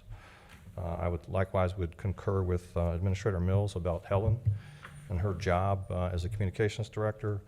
Just looking at a couple posts that she's put up, we have one here where we had 289 likes, 17 comments, 40 shares, and reached almost 13,000 people. We had another one where we had 289 likes, 27 comments, 28 shares, and reached almost 11,000 people. And that's important, as evidenced by some of the discussion you heard tonight in respect to why do we need fire stations, and why do we have this, or why don't we have that, or why do we do this, or why do we do that.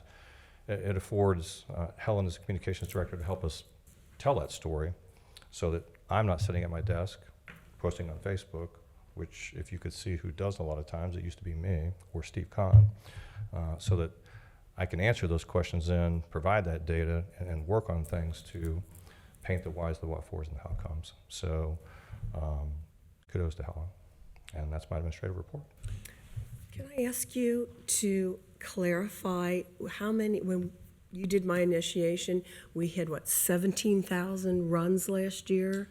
Yeah, so if you look at how we count our runs, we don't double count fire trucks on EMS calls. Right.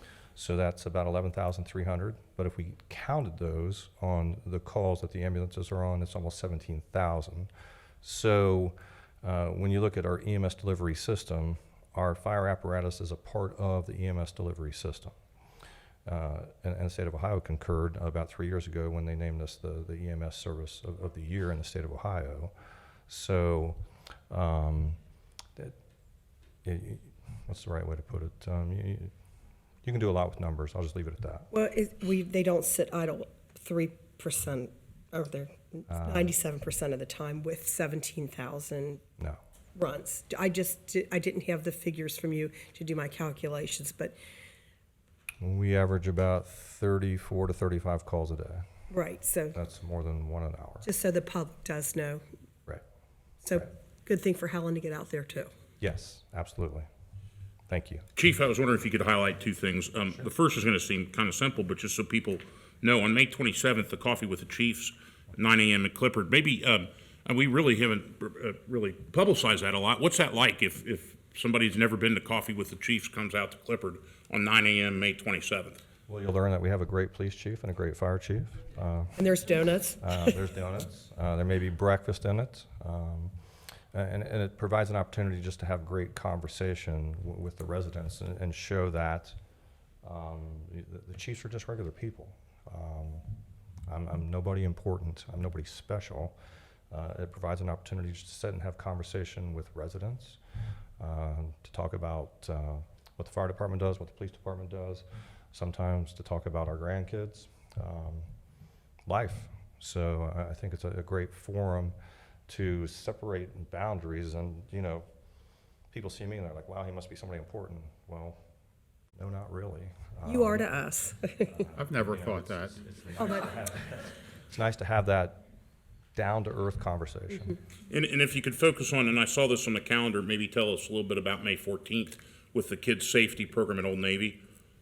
So that's something that Old Navy is sponsoring, and we're going to be a part of that. So it's something that they've done in the past, and usually they reach out to us, ask if we can bring a truck, if we'd like to participate, and that's how that ends up being. Okay, so if somebody wants to go to the Kids Safety, they get to climb on the truck and... As long as we're not making a call. You want me to bring my dog? So you have a dog? Because you guys won't buy a Dalmatian. I don't know what's going on there. All right. Thank you so much. Mr. Unger, do you have? No, I'm fine with Chief Walls. He's doing a great job. Okay. Well, thank you. Yeah, thank you. He's looking for reassurance. Well, no, I just want to make sure because we had comments. So. All right, thank you so much, Chief. Thanks, Chief. Thank you. Very good. Have a good night. You too. Are you going to lower the microphone? You only have so many more months you can do this. Chief? Good evening. Good evening. Good evening. The police department report for March, they had 3,494 calls for service. They're averaging about 116 calls per day. Response time was 2.39 minutes. That was the first cruiser on scene to emergency calls. Traffic stops, they made 99, made 11 DUI arrests. We had 2 uses of force and 0 pursuits. Real quickly on the pursuits, we changed our policy and really what I feel is we made it responsible. We tightened it up a lot and made sure we weren't putting our officers in an unnecessary danger or our residents. We've had 2 in the entire year, which is, we would average 20 to 25 a year at the end. So while we're not at the end of the year yet, it's showing that that's had a big impact on that. 86 arrests, and in the code enforcement, they had 422 entries. They've had nearly 700 to date. 3 new cases were referred to housing court, and that brings the total to 10 referrals to housing court this year. And to answer Mrs. Wright's questions, the alarm RMS was never outsourced. We had permission from the board to have a contract with them. When we started looking at our ability to transmit our information to them, we could not get our systems to work together. It just wasn't anything that was going to work. So we've asked our bosses and our officers on night shift to come to our staff meeting we have every month with supervisors and report any issues they're having with a particular business, and then our day shift officers will make a visit to that business and try to work with them to get that alleviated. We still have a lot of alarm calls, yes, but this seems to be getting it done for us right now. The officer... Type of car and whether they're armed? Yes. The officer will be armed. He is a retired police officer, and he is legally allowed to carry his firearm. And he will not be in a marked Colerain police car. We'll have some vehicle for him to go, but it's not going to be a marked police car because he's not a police officer. This is his own registered handgun. It's Yeah, not. he It's not. carries a weapon from our department. It is police Yes. issued. Okay, just when you said. It's a House Bill 218. Okay. Retired officers are permitted to carry anywhere as long as they qualify once a year with the department. Right. Okay. So he's legally allowed to carry that, and he's been a school safety officer at Pleasant Run Middle School for a number of years, and he's carried armed there as well. Okay. Additional questions? Not at this time. Thanks, you, Mark. Chief. Do you like me? Yes, I do, Mark. I need self-assurance. I haven't seen you in a month. Was that, you gave the March report, will there be an April report coming? Yeah, that's because it was April, I'm sorry. Yes, it was You said- April. you I said March, apologize. so, okay. I apologize, it was April's. Okay, thank you. All right, Mr. Weckbach, to give the public services. Good evening, Board. To kick things off, just looking at our park visitorship for the year. As a reminder, we try to make sure that we're hitting our past 3 years high. We're not quite there through April, but that's okay. We hope to see those numbers rebound in May. May is the big month for us as we start to open things like the spray park and areas like that. When it comes to the work being done in our roads crew, we changed up how we're tracking this yet again. So if you click on that, Mr. Mills, it'll actually take you to a map now. You have to change the setting there on the far right on the icons, but you can start to see now where our crews were, how frequently they were there, to allow us to just have greater insights into the areas of the township where they're spending their time, and also where we're having some repeat issues. So if we start to see the same potholes showing up in front of, say, consecutive addresses on one street, that gives us some more data points to know that, you know, maybe we need to be looking at some sort of roadway intervention sooner rather than later. And if you go back to the other report, our trash collection is going smooth. We started and had a full complement on our litter crew last month. So it's exciting to see that number start to ramp up, and I'd anticipate throughout April and May that it will continue to get even more trash as we move forward. A couple other items of note. Monday's an exciting day. Monday is the day that the goats are going to be returning to Colerain Park. So with that said, some of the things we learned from last year are actually that with the electric fence that is in the area, to please keep your dogs on leash. They do wander, and they do like to try to investigate what the goats are up to, and we don't want any dogs or other animals getting zapped along the way. Are we posting any signs to that nature? There were signs on it last right. year that said that it was electrified, so it would be the same way again this year. Okay. But dogs aren't the best know. at reading signs, Yeah. so Just so Yep. people do see that. Yes. Couple other items of note in the parks. So our toddler playground at Colerain Park has had some damage to some of the slides. We were slated to remove that toddler playground later in this summer. Because of that issue, we may start to peel back the amenities that are there for the time being. As you all are maybe aware from prior meetings, the City of Ohio has mentioned that we will likely be receiving funding to replace that in its entirety. It's just we might go for a little while without the toddler-specific park. We do have a Memorial Day event coming up. So on Memorial Day, tentatively scheduled for 10 o'clock at the corner of Colerain and Springdale at our Gateway Memorial. So we hope to see you all there, as well as all the residents of Colerain. So we're excited to be able to do these things in person again, and hope to see a great turnout for that. And then one final note, next week is actually a Public Works Week. So just want to say thanks to all of our crews. And if you see any of our crew out in yellow or green, please move over and give them space, because they are hard at work and they're trying to make the roadways better for all of you. Mr. Weckbeck, you stole my thunder. I had the May 15th, 21st National Public Works Week. And also talked to Mr. Mills. I don't know if this is news to you, but the flags that we had out will be out again from Memorial Day. I love that. I love seeing flags everywhere, right? I believe so. Okay, good. Making sure that, do we have an update on the 275 beautification? Yes. So the mulching and some of the other work that's supposed to go along with that project is coming in this week. So crews are either going to be out late this week or early next week to start on that project, weather dependent. In the final appropriations, we also had some funding set aside to do some more work there. We've gotten one quote back from a vendor. We're currently working on obtaining the other two quotes. The big question there is going to be, when's the best time to plant? So will that be now, or will that be in the fall? And we're going to kind of rely on their expertise. So what will likely happen is we'll likely get a service order in place and get all the ducks in a row so that they can plant when it's the best time, so that the things survive over the winter. Thank you. Thank you, sir. Thank you.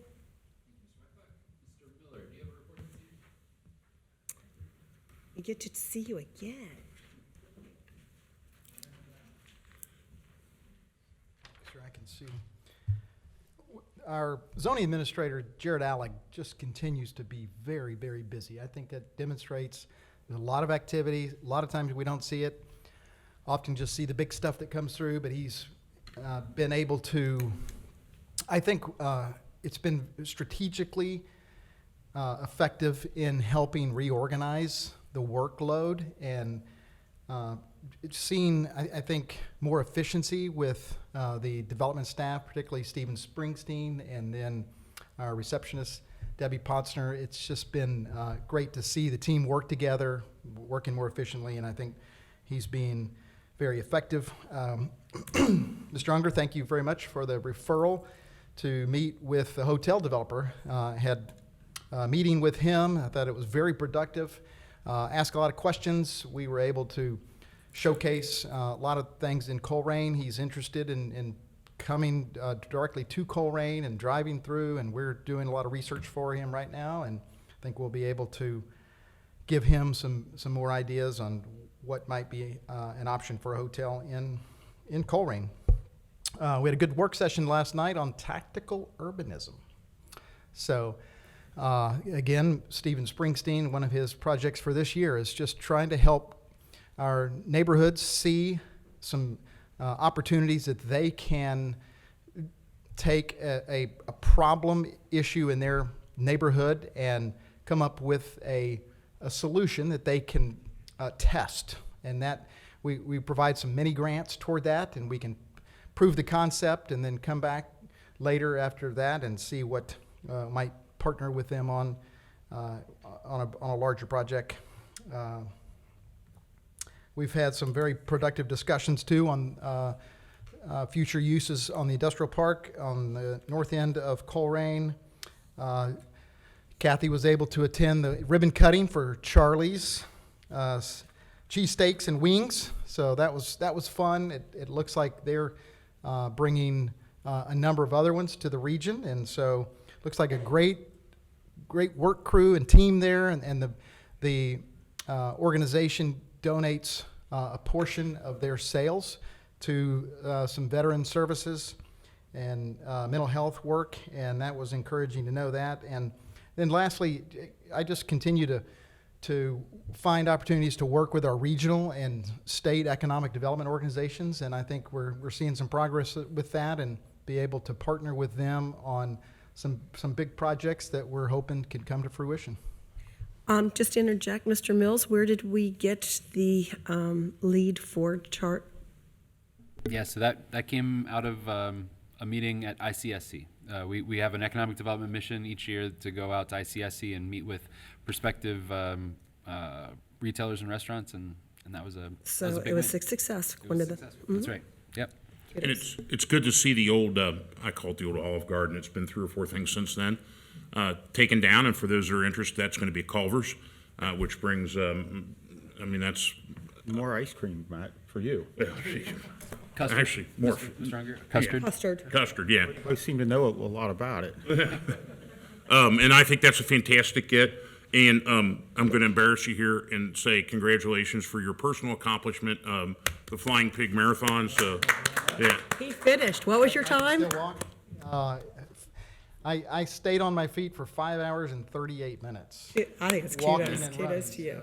so I at least survived, and strangely enough, I have recovered from my PTSD, and I'm ready to tackle something else. And you beat the 6-year-old. That's the important I thing. beat the 6-year-old. That's the good part. And talked a lot of smack to him.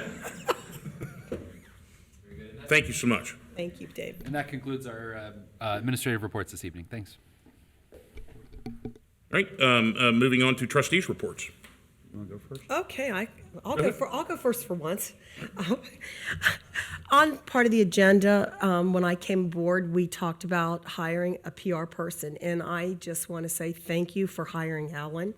I think she is getting so much good news about the township that we need, and to extrapolate on what Stephanie has said, one of the things we had talked about is promoting trash cleanup. Get our neighborhood, start taking pictures of people cleaning up, take pride in your neighborhood. So we are talking about doing some issues like that with trash, and I hope Helen takes that.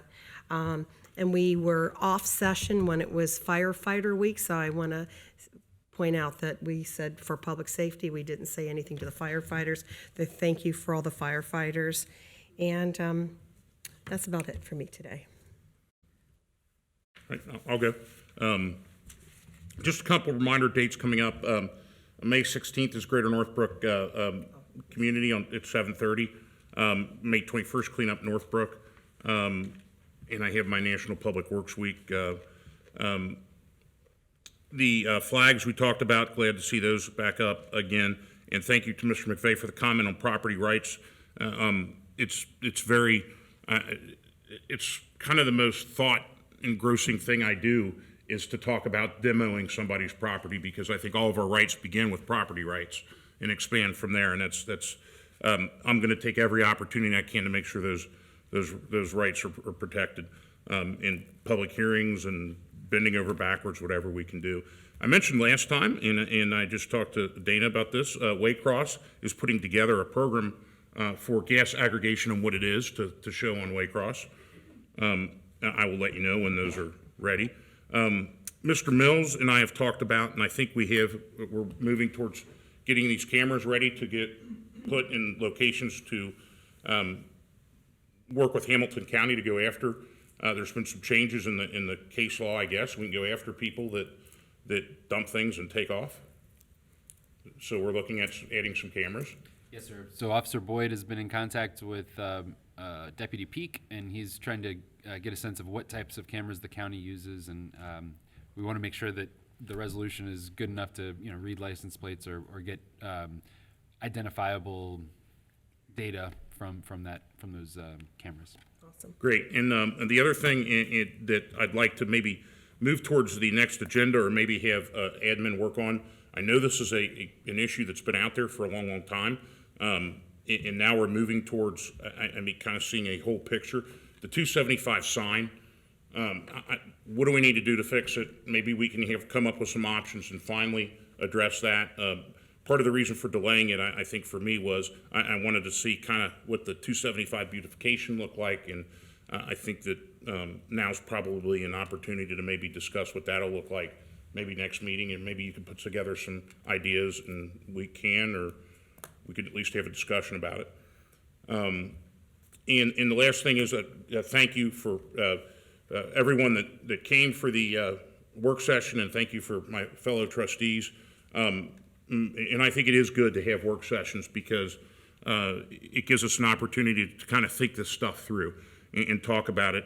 And we're, Mr. Unger kind of said it, we're at an interesting junction here, a great opportunity for the first time. And it was my number one goal when I got here is to unlock this value in un-TIF properties in Tiffin. And it's going to bring in a significant amount of income that taxpayers aren't going to have to pay, that we could take care of things that we need to, like capital expenditures. And the staff worked tirelessly. I mean, this is something that just didn't happen overnight. It went through months and months and months, and thank you. And we're just beginning to scratch the surface, and hopefully we can use that in a productive way. Just for everybody out there that I'm sure, you know what, our number one audience, I looked at the numbers, are high school students that are graduating. 18-year-olds sitting at home watching this. Happy graduation to all those that I teach and that at Colerain, at LaSalle, at Northwest. I'm going to miss somebody, St. X. Yeah, my alma mater, yeah, St. X.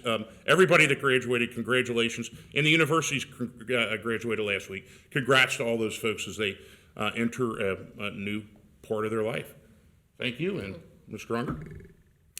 It's a little bit delayed. Now, on a personal note, I think there's one person that watches these meetings, and it's you, Mom. And you said I never acknowledge you at meetings, and now I'm looking right at the camera. So I hope you're watching. And as far as that discussion Sunday about the fact that I always thought that I was your favorite, I've come to find out my brothers and sisters have contested that, and that'll go on to be the ongoing debate.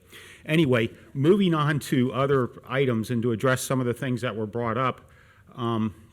Yes, the work session was great this evening. We've talked about firehouses and whether we should build one or two, and we've kind of, it seems like we're heading in the direction of building two. I'm a bigger fan of replacing the one at Dunlap and moving it to another location where it could provide better service. I think the other trustees want to focus more on the one on Galbraith, but you know, as the three of us come together, it sounds like there's going to be two, and I'm fine with that, especially if we're able to use the ARP money to write a check for it and not have to finance those and incur a large interest expense. Mr. McVeigh was here, and he talked about the MI Homes development over off of Jessup in Green Township off of Wilmer Road. That's a nice development. It's coming along. Some of the topography is a little bit steep over there, and I have gone over and looked at it. But his comment that nobody wants to build in Colerain because, you know, we host the Rumpke landfill. If you were at our earlier work session, we talked about a bunch of development that's going on here. Hunter's Ridge, which is just due northeast of the Rumpke site. And there's no expensive homes. I would encourage anybody to drive up Copper Creek off of Sheed Road. Congratulations to the guy up at the end of the street. That house has got to be in excess of $1 million.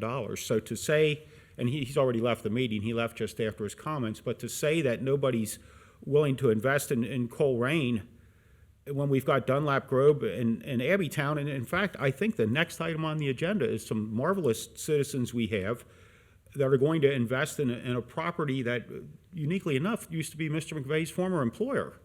And it seems like they want to have that property turned to residential so that they can make that investment in our community. So sometimes, and I realize we let the public speak at these meetings, and we listen and sort of digest it, and then we comment on it, but that's contrary to what I've got right here in front of me. We've got a lot of people investing in new construction in Colerain, and some of it's very, very expensive, and it meets all the different points in the market. We've got the Lake Gloria development, which is north of the lake, and you know, people want to buy it and they want to move here, and frankly, the builders can't build stuff fast enough. So that would certainly contrast with his comments. Mr. Sexton was here and addressed the board, and as I've always said, 513-404-3057, I will go out and look at anything, because sometimes if you don't call me, I don't know what's going on. I typically refer everything to Mr. Mills. As far as that property on Cheviot Road, I did go look at it last night, and the grass is up to the 4-inch outlet on the fire hydrant, which would tell me it's taller than 10 inches, and I trust you'll get that figured out. So the other items that we talked about, the dumpsters on property for an extended period of time. I've never rented a dumpster, but I think that the companies that own them, and there's several different companies that rent out dumpsters. It's not just Rumpke, but there's a bunch of them, and I think they charge you a weekly rate. So if that dumpster's out, somebody's paying for it. I don't think they're abandoned anywhere. Earlier in the evening, we had a meeting with our CIC, and we had 2 vacant properties, one on Planet Drive, one on Wenning Road, and the CIC voted to sell those lots. There was a discussion with the potential buyers of the lots, what they might do with them, but we're not holding them to build on it. They've just said they would like to, and I do know that once they own the lot, they have to maintain it and they have to cut the grass, and it's my goal not to have the township or the CIC own a bunch of unused properties. I'd rather have someone else maintaining them. It takes time from our Public Works Department to go cut those lots. So I'm fine with selling these lots off and putting them in private hands, and they have a much better chance of being developed in the hands of a private individual who's paying property taxes and who's cutting the grass and has maintenance costs than if we just sit on them. So I'm glad to sell them. As far as the valuation of those lots, I would say that, what do you call it, an arm's length sale?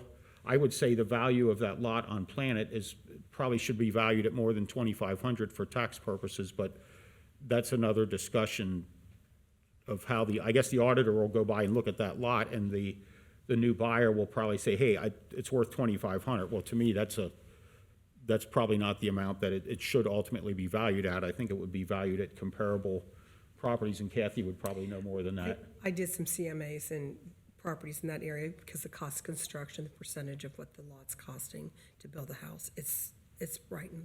So you think that empty lot on Planet might be valued at $2,500? I mean, I'm not going to hold you to that answer. The but last couple of things that have sold in areas that are that low 100 price range housing, you're not going to get 25% of what it's going to cost to build in that. I mean, but for taxable value on the lot as they go to pay their first property tax bill in January. Well, Hamilton County assesses that, and it's based Right, on the that's what I sale mean. price. The auditor will look at it and They'll base it on the set sale a value price. to it.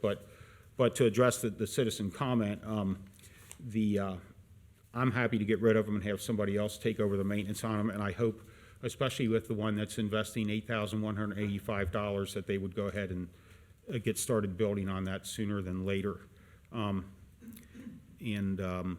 I'm just seeing if there's anything else here that I marked down. As far as all these, the public hearings for the demolitions, none of those houses are going to hit the proverbial wrecking ball till October, so I would say continue to pursue the funding. Just continue on. People did come and offer their comments on them. We can always stop a demolition all the way up till the day that it's going to be demoed. So in order to keep our application for Ohio funds to demolish those houses, please proceed with the pursuit of that, I guess. So, and with that, I don't think I have any more comments, so thank you. Mr. Thank Waller, you. Yes. I forgot, there was a administrative report from our finance director who was gonna give a first quarter update on our financial position. Could I invite him up? Yes. Very good. Mr. McElravy, would you like to give our financial report for quarter 1 of 2022? I apologize. They're going to call you Skippy. Skip? Skippy? Oh, I see. So I got a laughter. Well, good evening once again. Yeah, I know. So the headline, having wrapped up the first quarter of 2022, is that from a financial standpoint, we're in good shape. Our revenues are trending ahead of budget, and our expenses are trending behind budget, which is exactly what we want to see as the year unfolds. The first figure that you see on the left is the net cash position for the township overall. And you'll see that we're way ahead of budget from a revenue standpoint, and that is because the first half property tax settlement came in March rather than coming in April as it does in many years. So you'll see that theme throughout each of the funds as we kind of tick through each of the major funds. So, Mr. Mills, if you wouldn't mind scrolling down. So going from the township overall, all funds, and then starting to look at each fund individually. The first and largest, well, not the largest, but the first is our general fund. And as you'll see there, that's a negative number. That is not cause for concern. This is by design. There are a number of significant transfers that the township makes out of the general fund to support the operations of our Parks Department, the community center, and also our economic development efforts. So as the year goes on, what we will see is that that number will continue to improve, and this isn't cause for concern. So next is the fire fund. Again, ahead of schedule on revenues because of the property tax settlement at just over 47% of planned revenue for the year. And I'd note here that expenses are well below budget. That number certainly will tick up over the course of the year, particularly as some of the capital projects that are programmed for the year come through. Next, we have the police funds, which is actually 3 funds, the majority of which is in the police district. Similar situation on the revenue side, just over 46% of plan. And on the expense side, again, slightly below budget as a function, again, of capital items and just prudent budgeting to be conservative about revenues that are coming in and what our expenses are actually going to be. Up next are our road funds, which is actually several funds that are combined into one report here for the road component of public services. Again, a positive cash balance. These funds are much more dependent on fees rather than property tax. So you'll see here that the cash position isn't as dramatically ahead of schedule as you would see with like the police fund or the fire fund or the general fund. But still ahead of schedule, and expenses well behind schedule, again, also because of some anticipated capital expenditures. So in terms of our overall fund balance, this is in line with what we presented in the strategic plan and budget as part of the permanent appropriations, or part of the temporary and then permanent appropriations process. So we are in good shape, although in the out years, as time goes on and costs increase and our levies are set up to collect a flat amount of revenue, we do project decreases in fund balance in the out years. It's just the way the property tax levies work. But that's something that we're going to need to continue to monitor and track on an ongoing basis. And it's a similar situation when you take a look at each of the major funds, the general fund, the fire fund. The police district is a scenario that we're going to need to continue to track closely. They are many years beyond the last levy that was passed in terms of how long it was supposed to be able to cover their current expenses.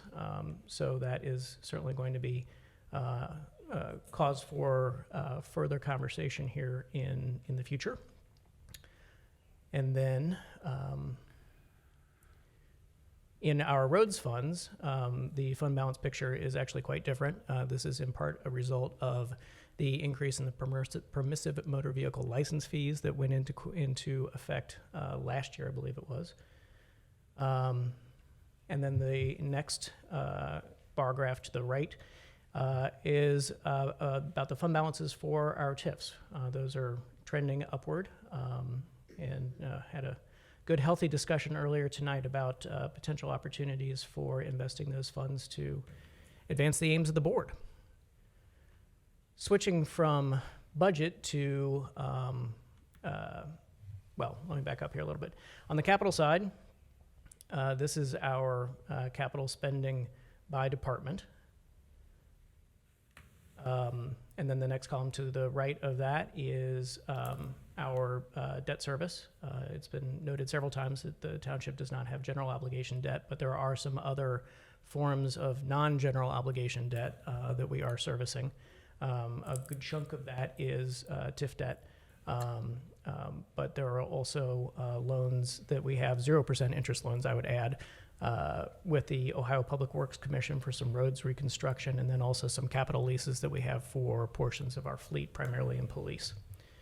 And then finally, this is how we're looking in terms of our investment earnings. We are ahead of schedule in that regard as well.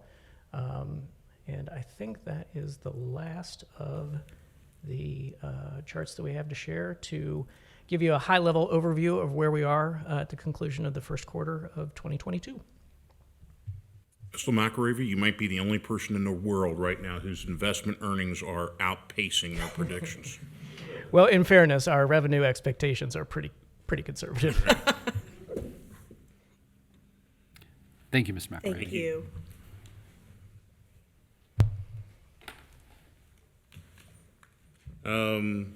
We'll go to new business, public safety. Mr. and Mrs. Hare, you're just a couple more away. I know you've been troopers. Thank you for waiting. We have two items tonight. First was recommend adoption of a resolution ordering abatement of a junk vehicle at the following property: 6780 Rutherford Court. It is a white Jeep Wrangler with no license plates. All right, any motions?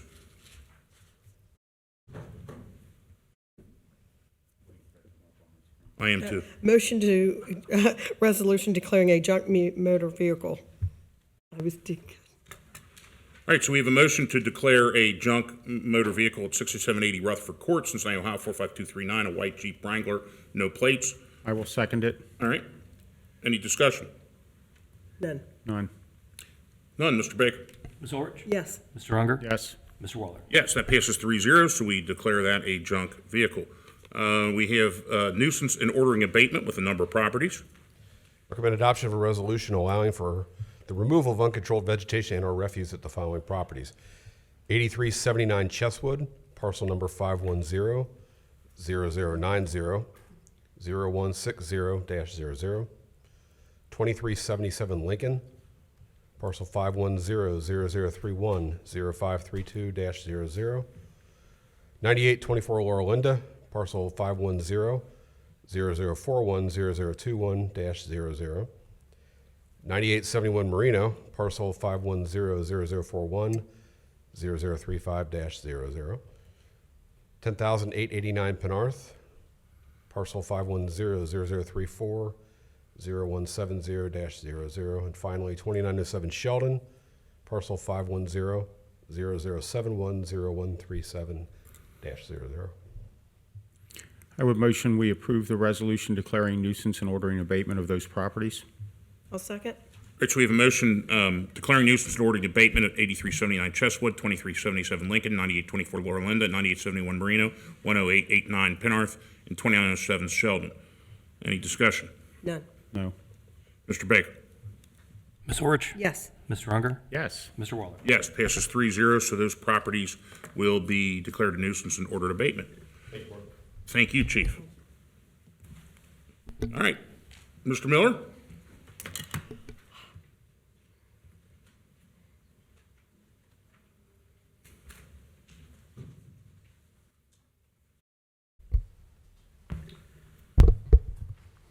Trustees, we have 3 items for development.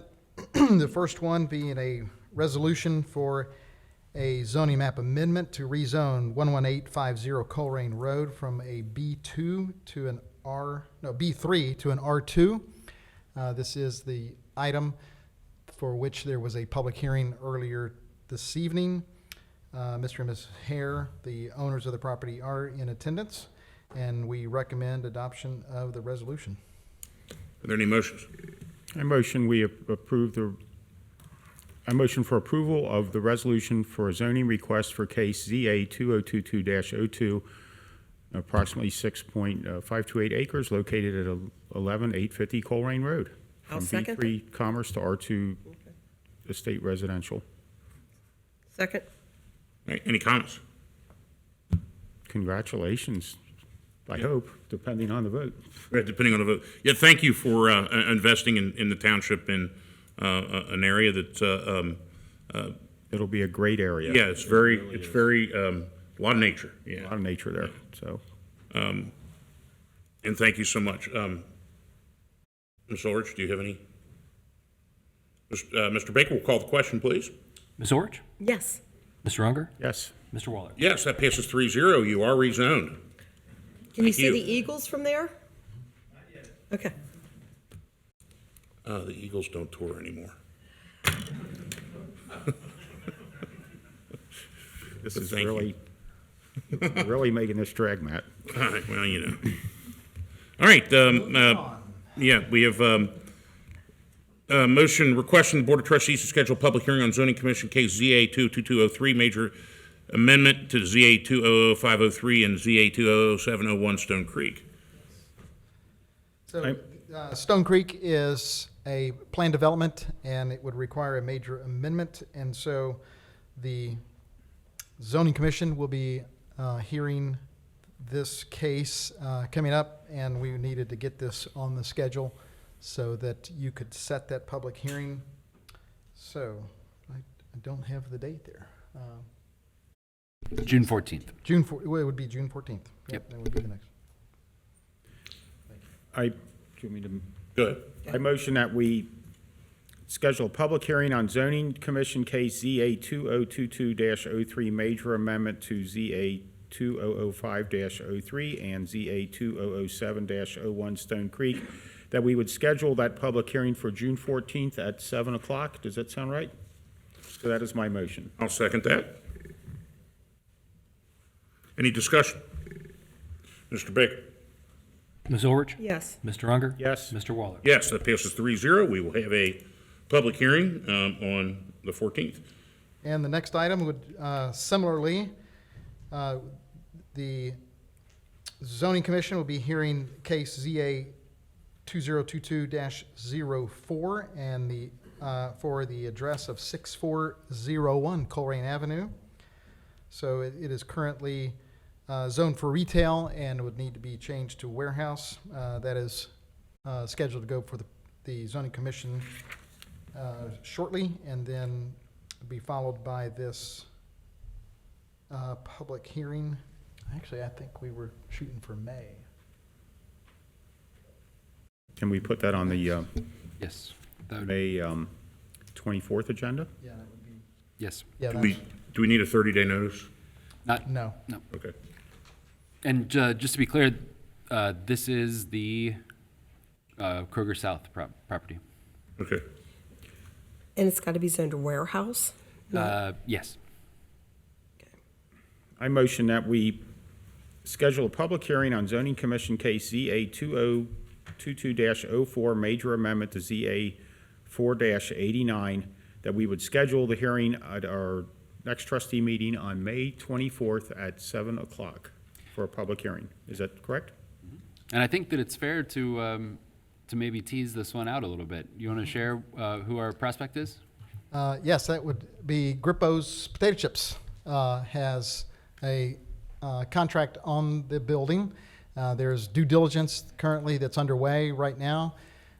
We have been able to work closely with them and their architects and been able to help get this through very expeditiously. It's kind of been on the fast track, and it looks like everything is moving at warp speed as they had hoped. And so right now, absent any potholes or bumps in the road, I think we're going to be able to meet this schedule.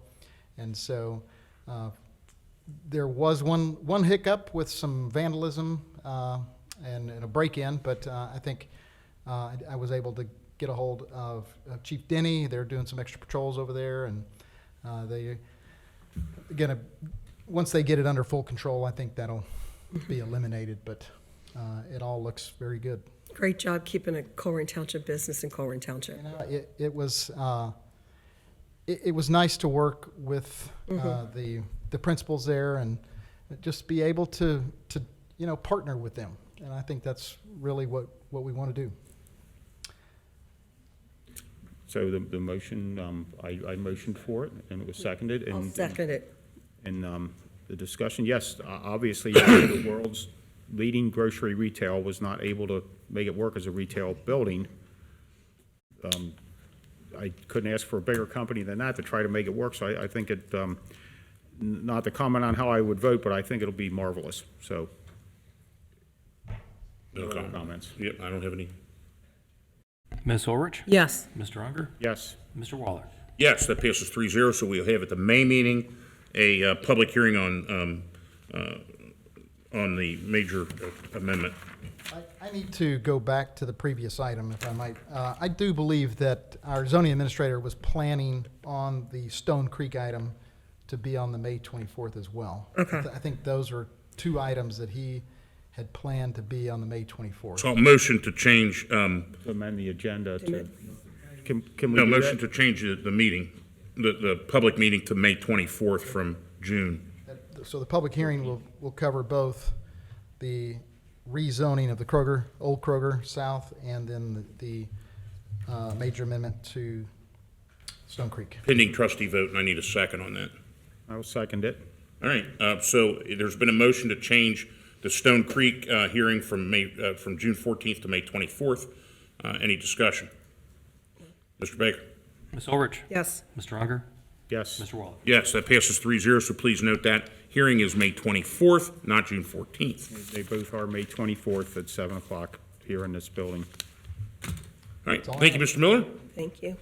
Thank you, Mr. Mills? Yes, sir. We have one item of new business in administration, and that is consideration of a motion to authorize the Township Administrator to execute master services agreements with American Structure Point Incorporated, Geotechnology LLC, and Terracon Consultants Incorporated for the provision of professional services related to architecture, engineering, surveying, planning, landscape architecture, urban design, and related services. You'll recall, in February of this year, the board unanimously adopted a motion to release an RFQ, or request for qualifications, for engineering services. The township currently has master services agreements with 11 firms. We received 3 new responses, and staff reviewed those responses and determined that all eligible responsive firms were qualified. So with the execution of these master services agreements, we will have 14 firms to choose from for engineering, planning, architecture, landscape architecture, criterion architecture, urban design, grant writing, surveying, and other engineering services related work. When the township desires to use such services to complete a project, we can reach out to one of these firms with whom we have an MSA. We develop a service order, and which details the project and the tasks that we are looking to have this firm accomplish.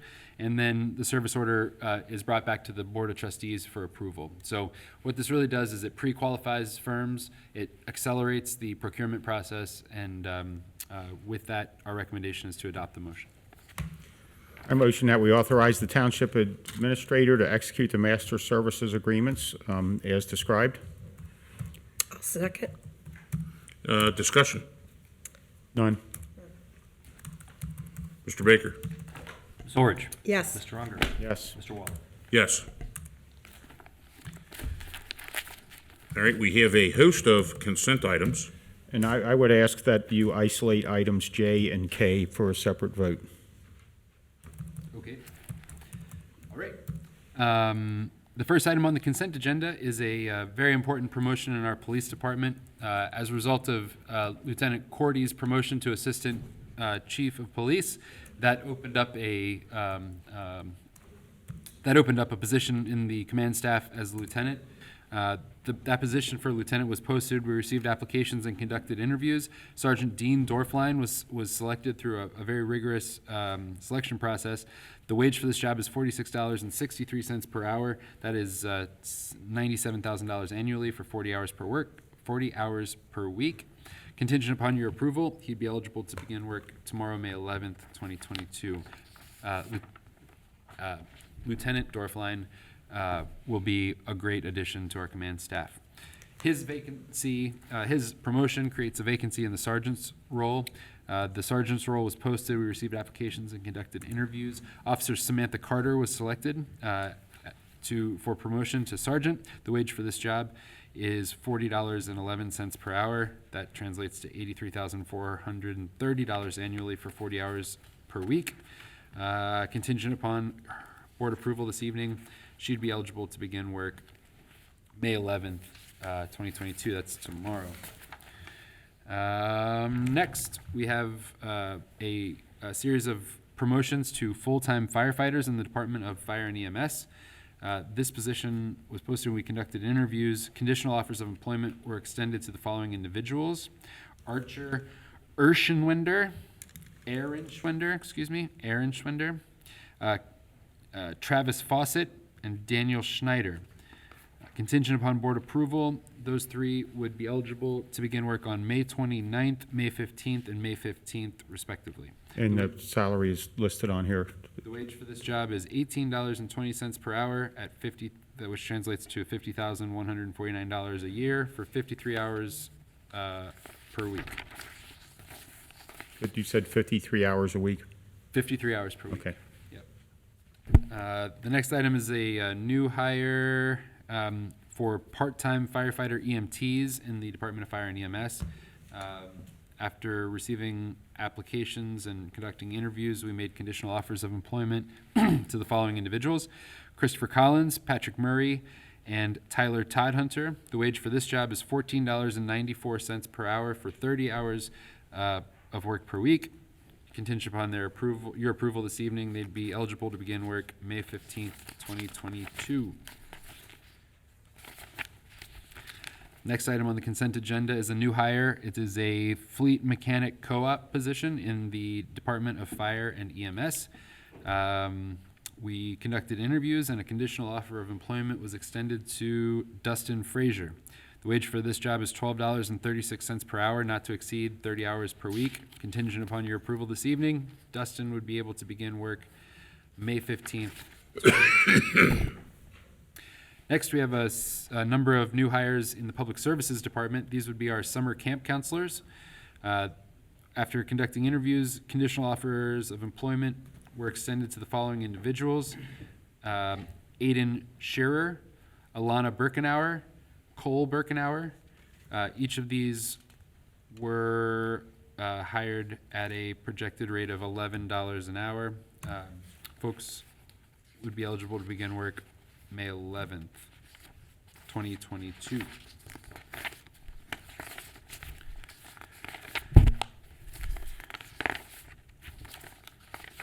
Next, we have a new hire in the police department. This is the environmental enforcement officer we talked about earlier. We received an application from a current employee who met the standards. Conditional offer of employment was extended to Mr. Herb Dorfline. The wage for this job is $20 per hour for 20 hours per week. Contingent upon your approval this evening, he would be eligible to begin work June 12th, 2022. Next, we have a contract that was signed with Arcoro. Arcoro is our employee benefit management system.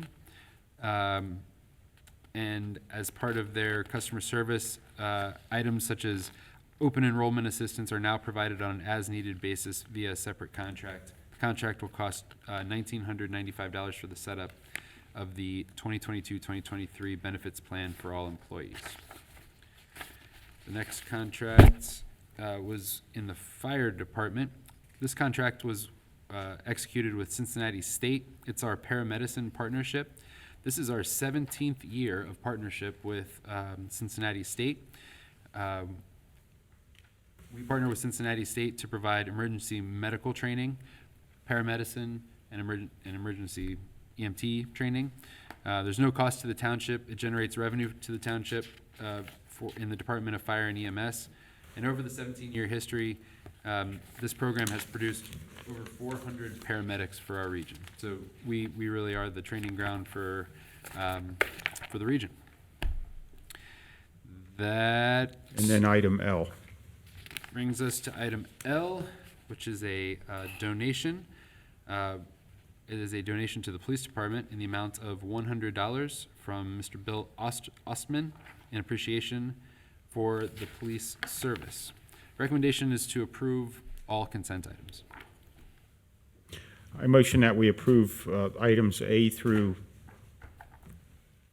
A through I, and then item L. I second. Any discussion? Thank you to Mr. Bill Ostman for your kind donation to the police department. And congratulations to our new employees, and welcome aboard. I'll echo all those and add, Mr. Mills, the Cincinnati State, who does the negotiations with them? Is that you or Chief? Chief Mueller and Captain Hopkins are the 2 points of contact. So I think there's an opportunity to maybe expand their footprint here beyond that. And I talked about that with economic development and the idea of linking education. So maybe I'll talk to Chief Mueller. Yeah, Yeah. sure. No other comments from me. Right, Mr. Baker? Ms. Ulrich? Yes. Mr. Unger? Yes. Mr. Waller? Yes, that passes 3-0. That's consent items A through I and L. J and K are, you want to handle J and K? Sure. So the township expects to receive donations from Mr. Wallert in the amount of $300 for the police department and $300 for the Department of Fire and EMS in appreciation for their service. I motion that we approve acceptance of those 2 donations. I'll second. Thank you, Trustee Waller. Yes, thank you. No other comments from me. Mr. Baker? Ms. Ulrich? Yes. Mr. Unger? Yes. Mr. Waller? Abstain. All right, Mr. Baker, do you have a report? I do, Board. Thank you. I'll be brief. First, I just wanted to let everyone know that the March financials have been completed and are available online. Secondly, I just wanted everyone to know that I think Hamilton County knows good financial advice when they see it, because let me find my update here. Hamilton County recently became a client of the investment firm that we use. So they're welcome for that. And then lastly, we reached 140 public records requests for the year. We have 18 active, but we're really getting to those very quickly, thanks, really for everyone, Jeff McRavy, Jeff Weckbach, Glenna Carter, everyone involved really does a good job of helping our department turn those around quickly. So with that, that's all I have. Right.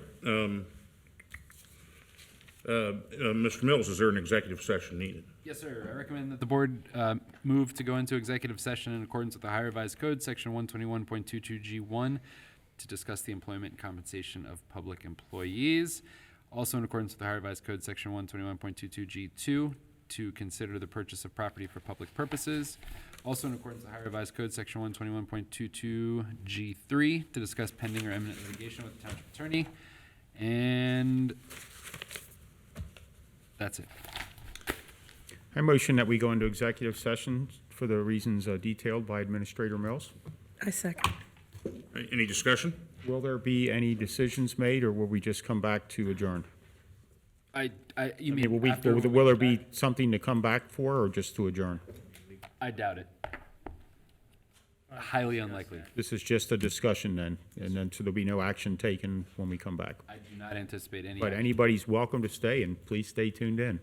Okay, so at 9:15, we are calling a recess to executive session. Did we vote? Did we vote? Oh, sorry. Ms. Ulrich? Yes. Mr. Unger? Yes. Mr. Waller? Yes. All right, now at 9:16, we're calling for executive. All right, we are back in session here at 9:49, or calling ourselves back in session at 9:49. Mr. Baker, you want to call the roll? Ms. Ulrich? Yes. Here. Mr. Unger? Here. Mr. Waller? Here. Mr. Mills, anything to report from executive session? No, sir. Are there any, seeing there's no action to take, nothing to report from executive session, are there any motions at this time? I motion that we adjourn the meeting at 9:50 p.m. I'll second that.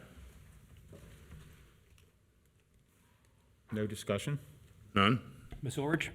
Yes. Mr. Unger? Yes. Mr. Waller? Yes. That passes 3-0. We are adjourned at 9:49 p.m. Thank you so much.